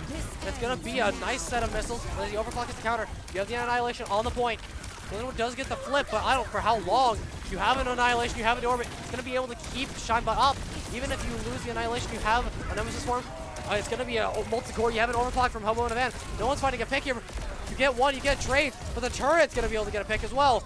As the Ramatra here for Naperville is able to bring down the rest of Glenwood. I don't think you're going to be able to get a touch here. Even with the second that it takes to flip, you have 53%. You go ball for Shinebot. You have a Valk if you're Peachy, but you need to get this touch. You only have to worry about Annihilation here if you are on the side of Glenwood. And now, it's going to be overtime activated. And Shine getting bursted down instantly. Peachy trying to burst, get this Valkyrie as quick as possible. But the ball is in the pit. It's going to be a nice lamp from Ray that saves Rush. And now, Valkyrie is out. And Hobo is able to find Rush. That's nice. You have a little less speed for this Ramatra to get around. And now he's having a rough time. Shine's falling low. And the Valkyrie is going to be able to keep Glenwood in this fight. So much heals to everyone on the team. And now Hobo and Evan falling low. They do get a pick, though, at least before dying. The Water God is straight out. It's a 4v3 here for the side of Glenwood. And the Ramatra finds a pick in the back lane. It's trade after trade here. As Buzz Lightyear's low. It's a boop! It's a boop! It's a boop! Are you kidding me? And it's massive! It's massive! And that's what's going to stop the stall. And Naperville wins well with a crazy, crazy stall there from Glenwood. Shut down by a boop from Rush. What a play from this Lucio. And are you kidding me? That was just an amazing round. This is going to be a close series, Jim. I'm calling it. There can't be another sweep, right? It can't be another sweep. Naperville North, Glenwood showing that Naperville that they're here to stay, that they're here, that this is not going to be another 3 Overwatch. Yeah, and now coming into Lighthouse, they're going to stay the Ram Brawl. I really thought Shinebot was going to be the one to go for the ball here, not even a Pharmacy either. All right, the last game game 2 has surprised me, I suppose. And now it's going to be the Sojourn for Homer and Advance still. It's going to be the right side off angle into the cage area for the Lighthouse. And it's going to be Water God on the off angle. Maybe a little too far up, falling low. Falling 1. Gets a nice care. Buzz Lightyear, no slide. And Shime is by himself on the off angle. Gets shot down. Rush is fallen. But it does not matter as Minakami has to get away. And the rest of Glenwood has to do the same as it's going to be Water God getting a nice deflect as Rush just kept firing into it. Doesn't know what he's doing. He didn't see the sword there, I guess. And now the Ramatra here falling low as Glenwood should be able to get a nice recontest here, potentially with the Ramatra coming back. Yeah. So now since Naperville's gone all the way back up to the huge rail shot going in, but Nemesis Form is popped. Buzz Lightyear taking the off angle, trying to look at Peachy here. Water God gets the deflect, so Buzz Lightyear has to slide out. You lost your Lucio speed. You can get care. Yeah, I just lied. Peachy is falling. You're down your main source of heals. Now you still have Minakami. The Water God has to get away. You can only hit 1% at a time. Buzz Lightyear has to slide out. But this poke is great, and you already have an Annihilation online. Well, Shine's only at 60% here, and you're all one on the side of Glenwood. And this Torbjorn poke is honestly just being a crazy detriment to you right now. Yeah, no, the Torb swap was a really good decision on the side of Naperville. Making it real annoying. Level 3. Level 3? No sticky. It's going to be Annihilation. In the backline, Peachy pops the Valkyrie to keep everyone alive. They are able to rotate out of the Annihilation. Peachy might be able to get a res on the Minakami, but it's going to be a Blade. The lamp was to counter, but not close enough, and Rush will fall. And this Genji missed a few of his slashes, but does enough to get the fight win. As Ramatra will jump off the map, 62% there for Naperville North, as they have 3 ults still to their name, as is the same for Glenwood actually, but they do have an Orbit against the Window Claw. I think Orbit should be able to win this one out, but you do have to worry about the Molten Core. Of course, Molten Core is your greatest counter to this Juno ultimate. So as long as Rust Raven holds on to this well, yeah, it should get any break. And here's the clock. Buzz Lightyear on the high ground. I think Water God's up there too, and yeah, he gets shut down by Rush from a beat. Well, not a beat, but a boop. And it's going to be Rust Raven getting the pick, and that's just a quick and dominant fight there from the side of Naperville. Setting in with the clock, getting Buzz Lightyear set up, and that gives them time to get into last fight territory here and potentially get a 2-0 lead starting the series. This last fight we're probably looking for a Juno ultimate and into an Annihilation, maybe even a Hobo on an off angle trying to get these OC shots. Now, Nemesis Form is popped early here. Looking for, and there's the Window's on the high ground by himself. Ray is just sitting up there, and it's working. You have Water Gun on the off angle. Is it going to be enough, though? And it seems like as Rush falls low, it's just going to be the lone Lucio. And the turret, it's doing work. Okay, but not enough. Almost gets Water God. So this is last fight territory no matter what here. Like, yes, if you win this next fight, you'll be fine if you're Glenwood, but you cannot let them win this fight. They have an Annihilation and a beat, though, for this side of Naperville, please. So you need to play up close, I'd say. You need to go in with the Valk now and find an early pick on to, like, let's say, Ray or Buzz. Or you need to get that lamp out early. Either or, but the beat's just going to be another way to save him. Water God's close to a beat, but not beat without a blade. As level 3 turrets online, Peachy falls low. It's going to be no engage yet. They have the Valk online. Water God getting close to the blade. 80% and counting. Trying to find Rush. They try to peel for him. Not going to happen. And Rush falls low. And that's going to be an early beat because of it. Nice pressure there from Hobo. He does get picked off. Peachy still does have this Valkyrie. But you're going to have to res your Soj or your Ramadra here. And Water God falls low. And it's going to be a turret putting constant damage in this entire fight.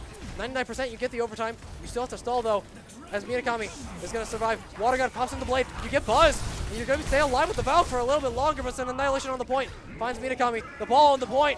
He barely grabs it. And it's going to be Rush Raven's multi-core to sell it out. And that is going to be Ilios. So Naperville leads 2-0, but this series is not going to be going anywhere soon. This is going to be a close one. Yeah, I'm really happy we got the Lucio here, we got the speed, and we got 2 boop kills. And of course, Ramatra getting to play the game here. Yeah, and that's going to be a really just like a battle of rotations, I'd say, because the more off angles that Naperville is able to take, the more fight wins that they got, especially with, you know, just having Buzz Lightyear getting around. But for now, that's going to be your map 1. We will be going into Hybrid next for map number 2. Technically, you have Naperville leading 2-0, so I'm not going to call it map 3, but it's still a 2-0 so far. So we will see you in map number 2.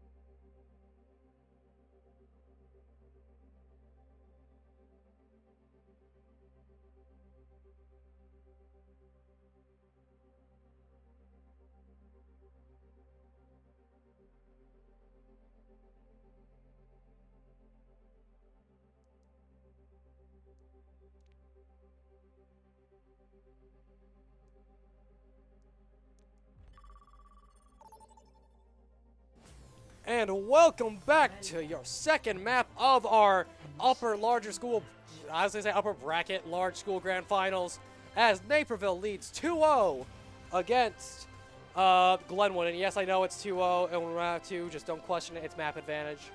So, it's going to be Glenwood on the attack first here, and we saw a lot of ram brawl, but I know the side of Glenwood likes to play the ball comp, so what do you think we're going to see? Like, We're definitely probably gonna see some dive here. I'm about to be proven wrong in a second here. You ready?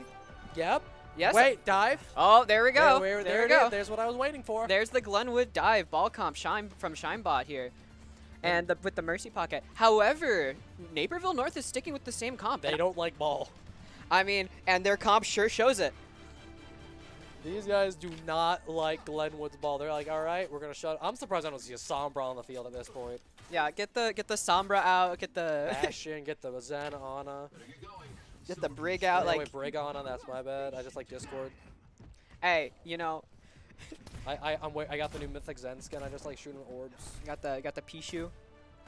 I go pew pew pew and then they die. Got the pew pew pew with the All Pichu. right. It's time to spread holiday cheer, as Shinebot says in the chat. I don't know what that means. He better be wearing snowball ball. Yeah, he is. There he is. There it is. That's actually hilarious. All right. So it's gonna be a first high ground hold here for the side of Naperville. So if honestly just ignore the Ramatra here, if you're Glenwood, get them off the high ground and you get free space. Especially if you can get a slam up with Shinebot and Water God, they should be fine. And there you go. Rush Raymond just gets dead. Like I just said, that's absolutely crazy. As Water God tries to survive, breaks down the turret, and it's going to be all of Naperville being first back to point. As you Buzz Lightyear on the offense away from Minakami, and you're going to be able to get with your Ramatra in the backline too. What? They're all in this small little room. And it's just able to work. There's so much spam damage, you can't really get in there and live. As Peachy's going to fall to Ramatra, Shinebot gets Ray, but it might be a little too late here. And yeah, it is, as this Ramatra just, his home is the backline gem. Yeah, but also unironically, I think that the turret's doing more and keeping the ball at bay than the Ramatra is themselves. You know, or rather than any other player, basically making it impossible for Shinebot or Minakami to do anything meaningful. Water God to do anything meaningful in the backline until they're gone. Names are hard. All right, so we're coming back in with a potential quick fight here. I mean, Water God's already falling low, and it's going to be that turret that's just going to be a menace. You have to slam the turret. That's your dive target now. Hey, it's stationary, and it has the lowest amount of health on the team, so why not? Oh, wait, does Lucio not have 200 health? 225. Oh, so he's the same health as the turret. Yes. Give Lucio no legs. Just remove him. Turret Lucio. He's got Pylon out. Yeah. She's a speed pylon. I know. Beautiful boop up by the side of Rush. Yeah, completely denying any attempt to take this high ground from Shinebot. And these high ground offenses are just doing so much work. And yet there's a Ramatra in the back. Like, just pop an Annihilation. It's about to counter, but Hobo dies. And it's going to be Water God. You can't deflect the Annihilation aura, as Water God will fall. And I honestly, Ray is falling low too, but I think the Mercy's starting to lose value here, in my personal opinion. Yeah, no, you can't really. It's really hard to get like any value from this Sojourn Pocket, especially on defense, on attack here, because there aren't many angles for you to go on an off angle and get a lot of value from. Wow, I just spoke in a circle. But yeah, I love circles. Of course, you love circles. You love ball. No, I like rectangles. I like Reinhardt. Anyways, we have 3 ults online here for Glenwood, walking into 4 for Naperville. I mean, Shime? Shime. This is the grand finals, man. What are you doing? Pulling out the Roadhog here, probably helping to pull someone out of position. He's the enemy doing his team. best. Junbin. Rush! Whoa! And he gets What? the pick! And he gets the pick! Definitely Orbital goes out. intentional. Definitely intentional. All right. He thinks he's Junbin, ladies and gentlemen, pulling hog in the grand finals, and he's doing it. Rush Raven does get the pick on the Water God, however. There's going to be a lot of spam in the back line. Buzz Lightyear's 1 HP. And Water God is not around to get it. But Peachy gets the kill. The Mercy gets one, as it's going to be the Ram versus the Juno and Hog. And no more Nemesis form for the side of the Ramatra here. And it's going to be Shinebot getting run down by the Bee. Wow. You get the lucky Hog hook, but it's not going to be enough. Peachy goes over to the Kiriko. You have 20 seconds. Water God has a blade. He gets picked off. That's a 3K from the Ramatra. You only have 1 ult, and you're walking into the 2 zoning ults, including technically the Overclock, including that in there, and an Annihilation. You have 10 seconds. Shinebox back to the ball, and who's gonna get touch? Pokey almost gets picked off there. You have to go with the Slam Blade, and your ball gets the touch. That's gonna be the Slam. And the Blade comes in. Rush does not have a beat for it. That's gonna be the Lamp forced out early, but it's gonna be the Annihilation putting in work as Hobo in the van gets a pick where it's gonna be an Overclock and Buzz Lightyear from the backline. And I mean, that's gonna be a full hold on Hollywood. This was Glenwood's map pick, Gem. Unfortunately, Hobo in a van gets put into a tent there by Buzz He got put Lightyear. into a cardboard box. What do you mean? They stole all of his money. They stole all of his money. Honestly, London Simulator going out here in Hollywood. But what are they filming? The new Sherlock Holmes here? No, we already had a mugging in Kings Row earlier last That's right. game. That's right. But it's okay. So I mean, drawable. It's drawable. It's drawable. I hope that we don't see more of that hog. Honestly. I don't know. He got the pick. I'm not gonna. He did get the pick, but it was unfortunate because they were already walking into 4 ults at that point. So it was really difficult to actually get any value beyond that. And now you're going to the Has Dive if you are on the side of Naperville, and you're playing the Ram comp now, expecting that for the side of Glenwood most likely here. And I mean, oh man, this is just gonna be rough. This is gonna be rough, but I don't hate it, honestly. And I mean, I gotta think about this for a second. I gotta think about what I want to say. It's holdable, but you really just gotta. These fights have been so scrappy. They've been so long, and with the tank for Naperville just being unstoppable, like, he does not die. If you see someone in the last bit of the fight, it is him, because he just got back from your backline and pieced everyone up. The only really way that you can really beat this is you really have to stack and rotate as a team efficiently, and get the pick early. Yeah, and I mean, you're gonna need early picks here from Hobo. Like, you cannot let these guys breathe in on their dives, because if the Has jumps in and takes your high ground, that's one step to the end, and you're already given all the space. The first choke kind of already being able to be jumped through for the Hazard, and there he is. He's on the high ground. The high ground's taken up earlier. You have Peachy and a little bit of a rust block going to be able to get dove out. The Water God tries to go up to stop it, but gets walled, gets booped. He gets hit with everything, and that's going to be a 4v5 now. And Shinebot by himself.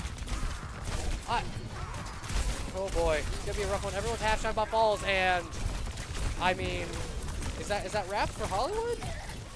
I think it is. And Scotland forever, as they say. Naperville, dominant Hollywood. Nothing I can say. Dominant Hollywood. They're going to take us to match point, 3-0. First map, very close. This scares me. I don't want to cast another 4-0. But, I mean, it's mainly just, like I said, it's been everyone utilizing these off angles. And then even the tank is getting in on it. He's just running in the back line, honestly, but it counts. Yeah, that turret on first point really putting in work. Not usually a big fan of tier 3 turret, but really showing us that it can work. I don't even know if he got level. Yeah, she definitely got level 3 turret, but I didn't see it. Nah, he did. But I mean, all right, we're going into map 3 here in a moment. It might be the very end. Stay in your seats. I hope you got Stacks and Drinks by now. I've said it for like the 5th time. You better have them, because we're going to be going into map 4 here probably relatively quickly. And with that, we're going to be taking our quick break, and we will see you in map number 3 technically, but it's match point.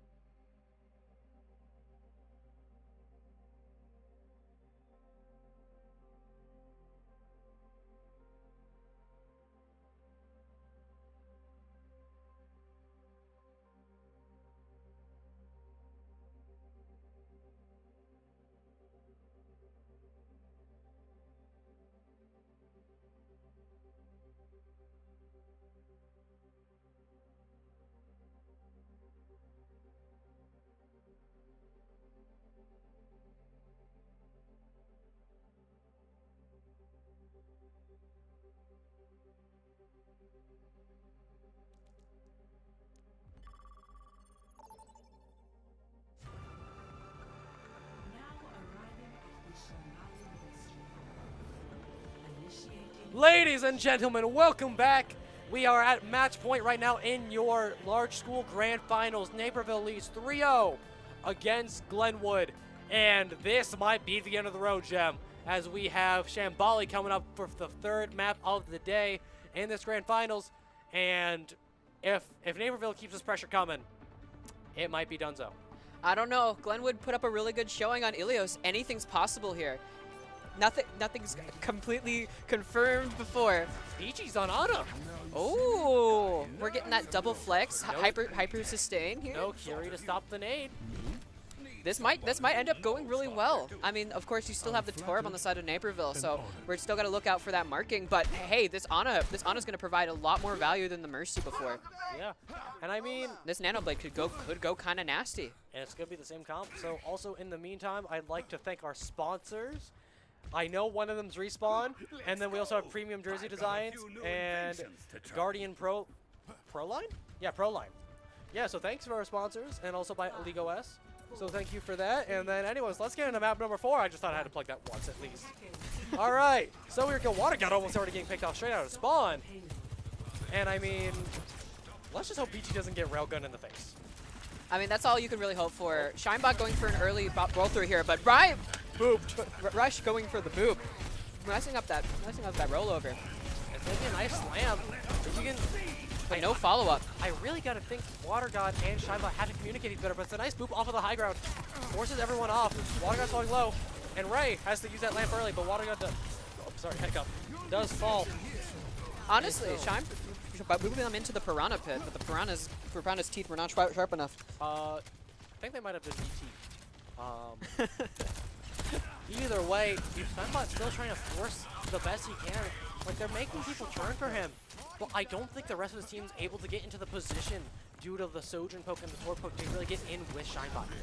Going for another slam here. We're going to try for it. You have Water God up here. Almost finds Buzz Lightyear. But it's still going to be rough. Because Water God just, like, the second you use that deflect, you're in no man's land. And this turret's sitting up here. The one man breaks the turret, but you still have no one to go into really right now because the Genji's down. And you have... Oh, by the way, I figured out the tank's name. It's Abraham.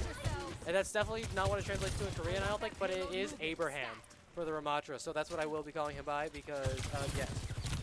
So now, 2.5 minutes, 1:30 burned off the clock already here by Naperville, putting Glenwood in an even more rough spot. The pressure is being put on. It's going to be a slam. Can we get the follow-up?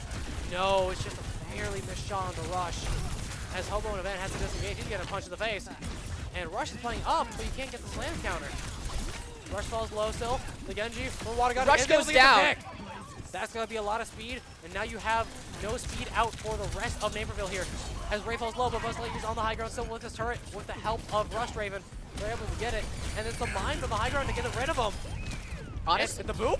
No. Honestly, all Glenwood needs is one good push where they push them all off the high ground, and that's all they need for this fight. That means they're putting them at a big advantage. Here's the issue. They have every O in the bank if you are Naperville. Every single one. And PG almost gets picked off there. And so now you still really don't have anyone to force the high ground. You're kind of just playing a weird kind of split right now. As Shime has to get away. And you have Abraham falling low. But it's the blade. You don't have the beat yet for Rush. You have to use the lamp. But Torbjorn is not in the LOS of it. It's going to be a nice follow-up with the slam. It's going to be forcing the rest of Naperville back. Water God trying to dodge, trying to weave. There's going to be an annihilation coming in from Abraham. Peachy falls. You get the rush, but it's a little too late. You don't pop it at least. It's going to be a beat in the spawn? That could prove to be fatal on the side of Naperville. That misplay could cause them to, because now they're running into 3 ultimates that could have really liked to have that beat to counter. Yeah, and now all you got to really do. Honestly, if I am Naperville, I want Buzz and Ray to play back or an off angle so we can get a window clock running. Because if you do that in like the middle of the orbit, they can't even survive. And there's the window, there's the clock. And here's the orbit. Abraham's falling low. Are we going to see a core here? Don't rush this fight. And it's going to be Water God fighting one. But Buzz Lightyear fights two. He's still...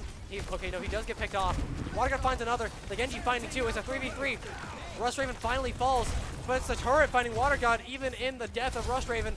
And it's going to be a 1v2. And Shime can't win it. You still have 2 ults now. Nothing. You have no ult for the side of Naperville. And if you are Glenwood, you need to move now. You have no time. You have a rush, you have a clock, you need to go. And here we are. Rush gets popped. Clock soon to follow. It's going to be a nice missile to keep up their team here for the side of Glenwood. And you need to pop with the clock. The clock now, you cannot give them space.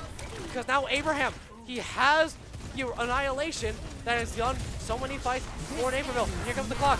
Try to find Buzz Lightyear. The lamp comes out though. It's gonna be a nice disruptor shot, but not nice enough. Minikami falls low. It's gonna be the Ramatra falling. Homo Event still has a chance to clutch this one out. It's a 3v3. You still have your Ramatra if you are Glenwood. And now, Buzz Lightyear, 1 HP, gets punched in the face. Sent back to his spawn. The point! No! That was almost a devastating C9 on the side of Glenwood, but the fight they still live to fight another day. And Gem, you still have a Blade Annihilation here. Realistically, you should be able to win this. This is touchable, but still winnable on the side of Glenwood. The Minakami falls. That's a main source of heals. Rush, 1 HP. Water God, the god has fallen. And now you don't get an Annihilation. That's gonna be a full hold once again for Naperville. My goodness, Gem. Oh my. Naperville showing them, no, it's touchable? Nah, it's winnable. And nah, I'd win. They pulled out the Universal Reverse card. You're not trapped in here with me? My question is, why didn't Water God go back to his team for a second? I get you want to play up, but you don't have anyone to go with you, and you were 50 HP when you popped the blade. And you knew that they still had the lamp there. That was a very risky play. Just and it turn did not for play Abraham off. at that point. Force him back. Let's see if we get a comp switch up here. You're gonna need some. I know. Glenwood's gonna need something really cheesy. I know I sound. I know I sound crazy. Well, I think we need a spawn hold. I don't know. It doesn't look like Glenwood's going for that. Judging by their comp, looks like they're trying to go for some extreme poke here. Double hit scan. Water God and Hobo are gonna have to have a generational game. That's all I'm gonna say. These damage boosts better do some work here. I better see 5-man dynamites. I better see disruptor shots with the dynamites, just burning everyone's health bar, and better see some collat headshots from collat headshots. We got collats earlier today, actually. On double support collat, actually. Yeah, from ironically Buzz Lightyear, and actually I swear there was another one. I don't know, but final round potentially here for Naperville and Glenwood. Let's see if it's a reverse sweep or just a sweep. Either or. And you have Shime in the back, and they give high ground for free here. Hogground's already gone.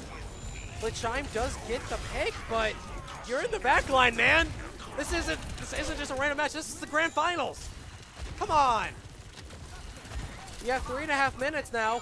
Ray falling low. It's a nice dynamite, but you still. Okay, you do get Ray. That's good if you're Water God, but you still need to play the safe. And the Ash almost gets rushed. You force back the rest of Naperville. You still have time to move, but you need Shime to get back soon. And now, 3 minutes. Still have a nice angle here. You just can't get run down. Vortex is already used, so that's fine. You just can't fall low. You gotta build a bob here as fast as possible. And Hobo and a Van finds their counterpart in Buzz Lightyear. So with that, you're gonna be able to burst on the turret, burst down the rest of Naperville, and you're gonna be able to take this corner back. What a great comeback from them. It really looked like it was lost from the start, taking off that high ground. But the rest. Well, no, they have res. This is fine. The res is online. If you hit a dynamite, you get bought for free. Hobo and a Van finds Rush. Ray, nice shot from the Sojourn. Firing on all cylinders right now. And it's going to be Hobo and a Van getting saved by the missiles from Minakami. That's a 1.5 burn. You're almost halfway down. And it's going to be a comp switch up. You're going to Kira Genji now, Gem. Wow, we're switching it up, trying to get play a little faster. It's dive. Switching to the dive here is a very interesting thing. They're trying to go for the ISOs, playing off the vulnerability of their double hit scan. But you do force out. That's a lot of ult going back down to basically nothing now, at least. Now Shime, if you just force this high ground, that'll be okay. But you could see a left Mega Room rotation here coming in. But Buzz Lightyear gets picked off. Water God coming in with the bob. Hazard sent to the sky. And now you have everyone forced up here. If Water God can hit a powered up dynamite. No. But you should be able to take up this high ground now and move up with it. But you just gotta be careful. Water God, use your coach gun. You're gonna be getting walked on. Rush Raven, 1 HP, no deflect. You still have ults here if you are Glenwood. It's gonna be a nice dynamite. You have beat now if you are Naperville. And Water God Nice shots there on the Rush Raven. And now the Soldier's going to be forced out too. So, minute 30. Hazard does find Water God. The beat comes out. You need more ults now. You need the Valk. And there it is. Annihilation on top of it. You got to keep this pressure coming. And Shinebot just needs the block to live. And find the pick. Keep blocking, man. No! Rush gets the pick. You have an overclock as well from Hobo. Minakami has the overload. You need to get away if you want to use it though. Rush falling low. It's the rush to counter from the side of Naperville. And now Hobo's by himself. And it's going to be a fallen Sojourn there. Rush Raven falls though. A nice dynamite. No res for the Genji there. You need to move back now if you are Glenwood. You have an orbit that can get you another Bob later. You have to worry about the down 4. And you need to worry about the overclock. But you're playing really far up if you're Water God. You have to play safe here. If you get dove, it's game over. It's a nice dynamite. If you can find an early pick, that'd be great. But there it is. It's going to be the Orbit's counter, but it's not a range Water God. It's going to be an early Suzu. You need to play up depth with an overclock. Minakami falling low, but Buzz Lightyear jumping in. This is not getting picked off. And Shinebot barely survives. Peachy gets the rest of the Water God. Bob is still a possibility here for the side of this Glenwood team. And now, trying to hold off a sweep. You have 30 seconds. Everyone's falling low. You have a bomb in 10%, and that's Ray falling. And it's going to be 20 seconds now. You gotta stagger Buzz here. You gotta keep the pressure coming. You have to watch for a C9 though. Water Gun getting shot in from the top right in the Mega Room. You have Bob to contest point.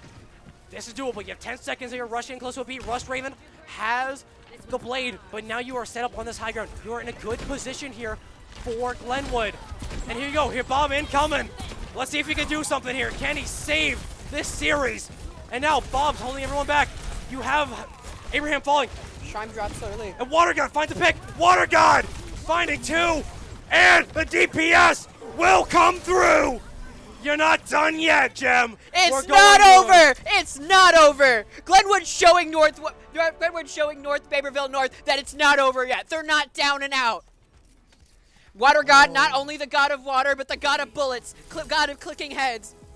What a whole... This is... The off angles, I think, were really nice. Like, I don't know what to say. Fantastic adaptation on the side of Glenwood. If Glenwood has been showing... If this series in general has been showing one thing, it's been showing the power and the... Resilience. The resilience from both teams and the ability to adapt. Mm-hmm. And now, that's your map number 3. Score is 3-1. Still match point for Naperville. They have all the momentum in the world still, but there's just that small little bit that was taken away by a Shambali win. You got full hold if you're Glenwood. You're able to somehow hold even better. With that, we will be going to map 4 soon, and we actually haven't seen a map 4 all day, so we get to cast Flashpoint and push Gem, or either or. I don't know which one. I mean, guess we'll see. So, we'll see you in map 4, and we hope you stay tuned.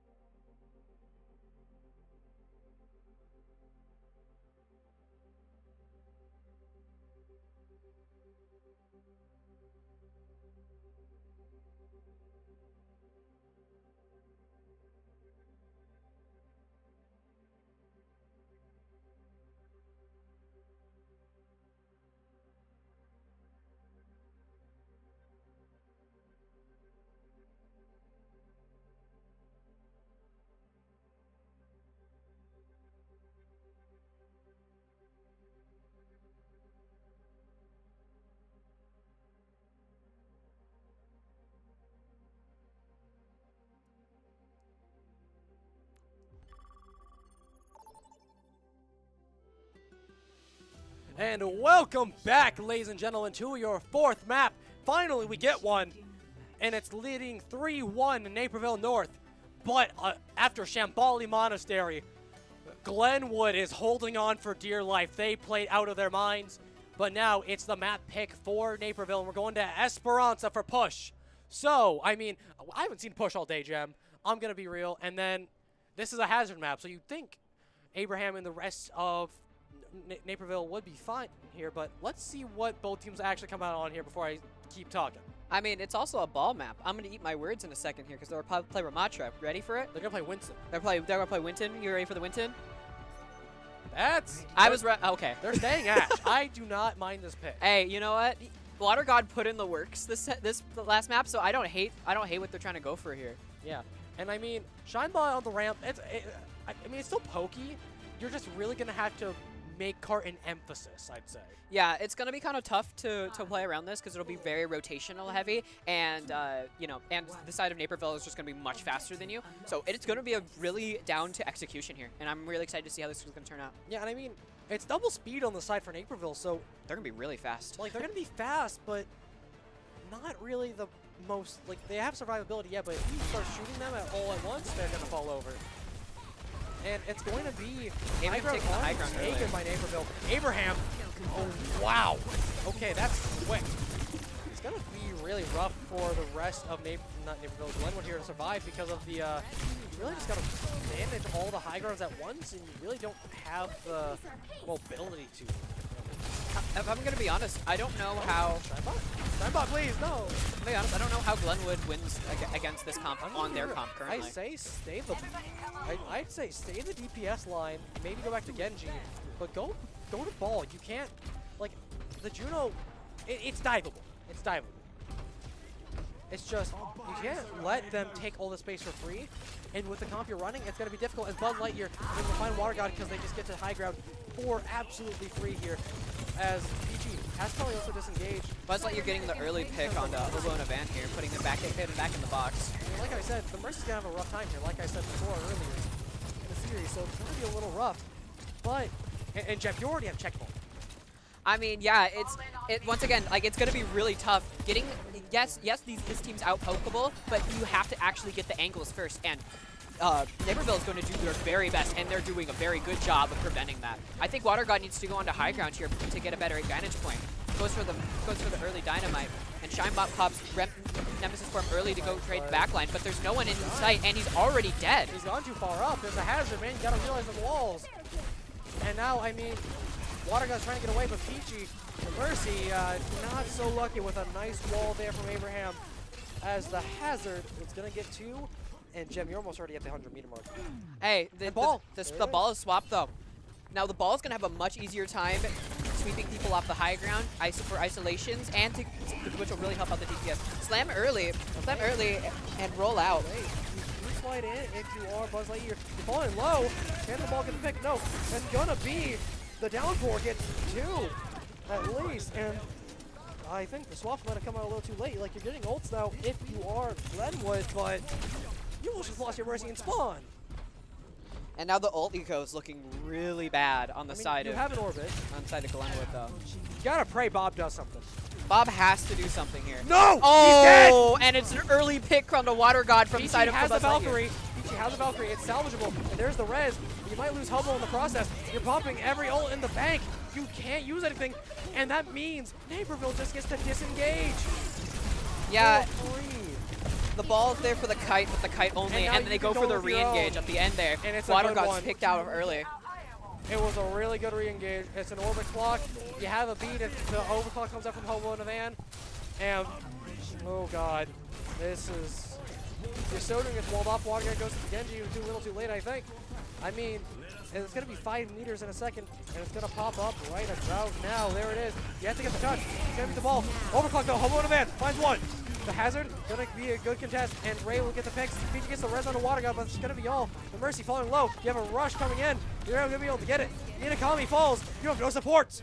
You have nowhere to survive, and it's going to be just a ball left on point. You have mines, but it's going to be Naperville North winning your large school grand finals. It was a nice attempt on Shambali, but Glenwood has been shut out. A sweep, more or less. At least it was on Esperanza. GG's to both teams, and honestly, a big kudos to Glenwood for putting up such a nice fight on Shambali.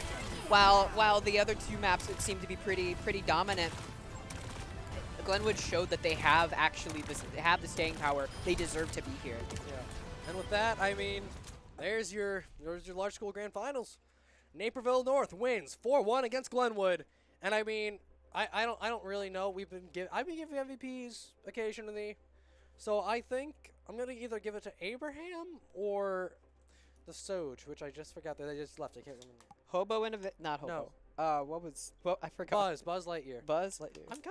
I'm kind of gonna say Abraham. You know, honestly, I think I agree with you. Had a really Abraham good really performance really showing off his dominance on the animate scene there. And with that, that's gonna be the match. In the meantime, we can tell you the score for the Salem versus Stillman Valley game in the small school bracket. It's also a 4-0. That's actually going to be a full sweep for Stillman Valley, beating Salem 4-0 as well. So, in total, your champions in the upper bracket is Naperville North beating Glenwood 4-1, and your champions in the small bracket is going to be Stillman Valley 4-0 against Salem. So, with that, I think that's the end of our stream. Thank you all for watching. I hope you had a great time watching the games as much as I did.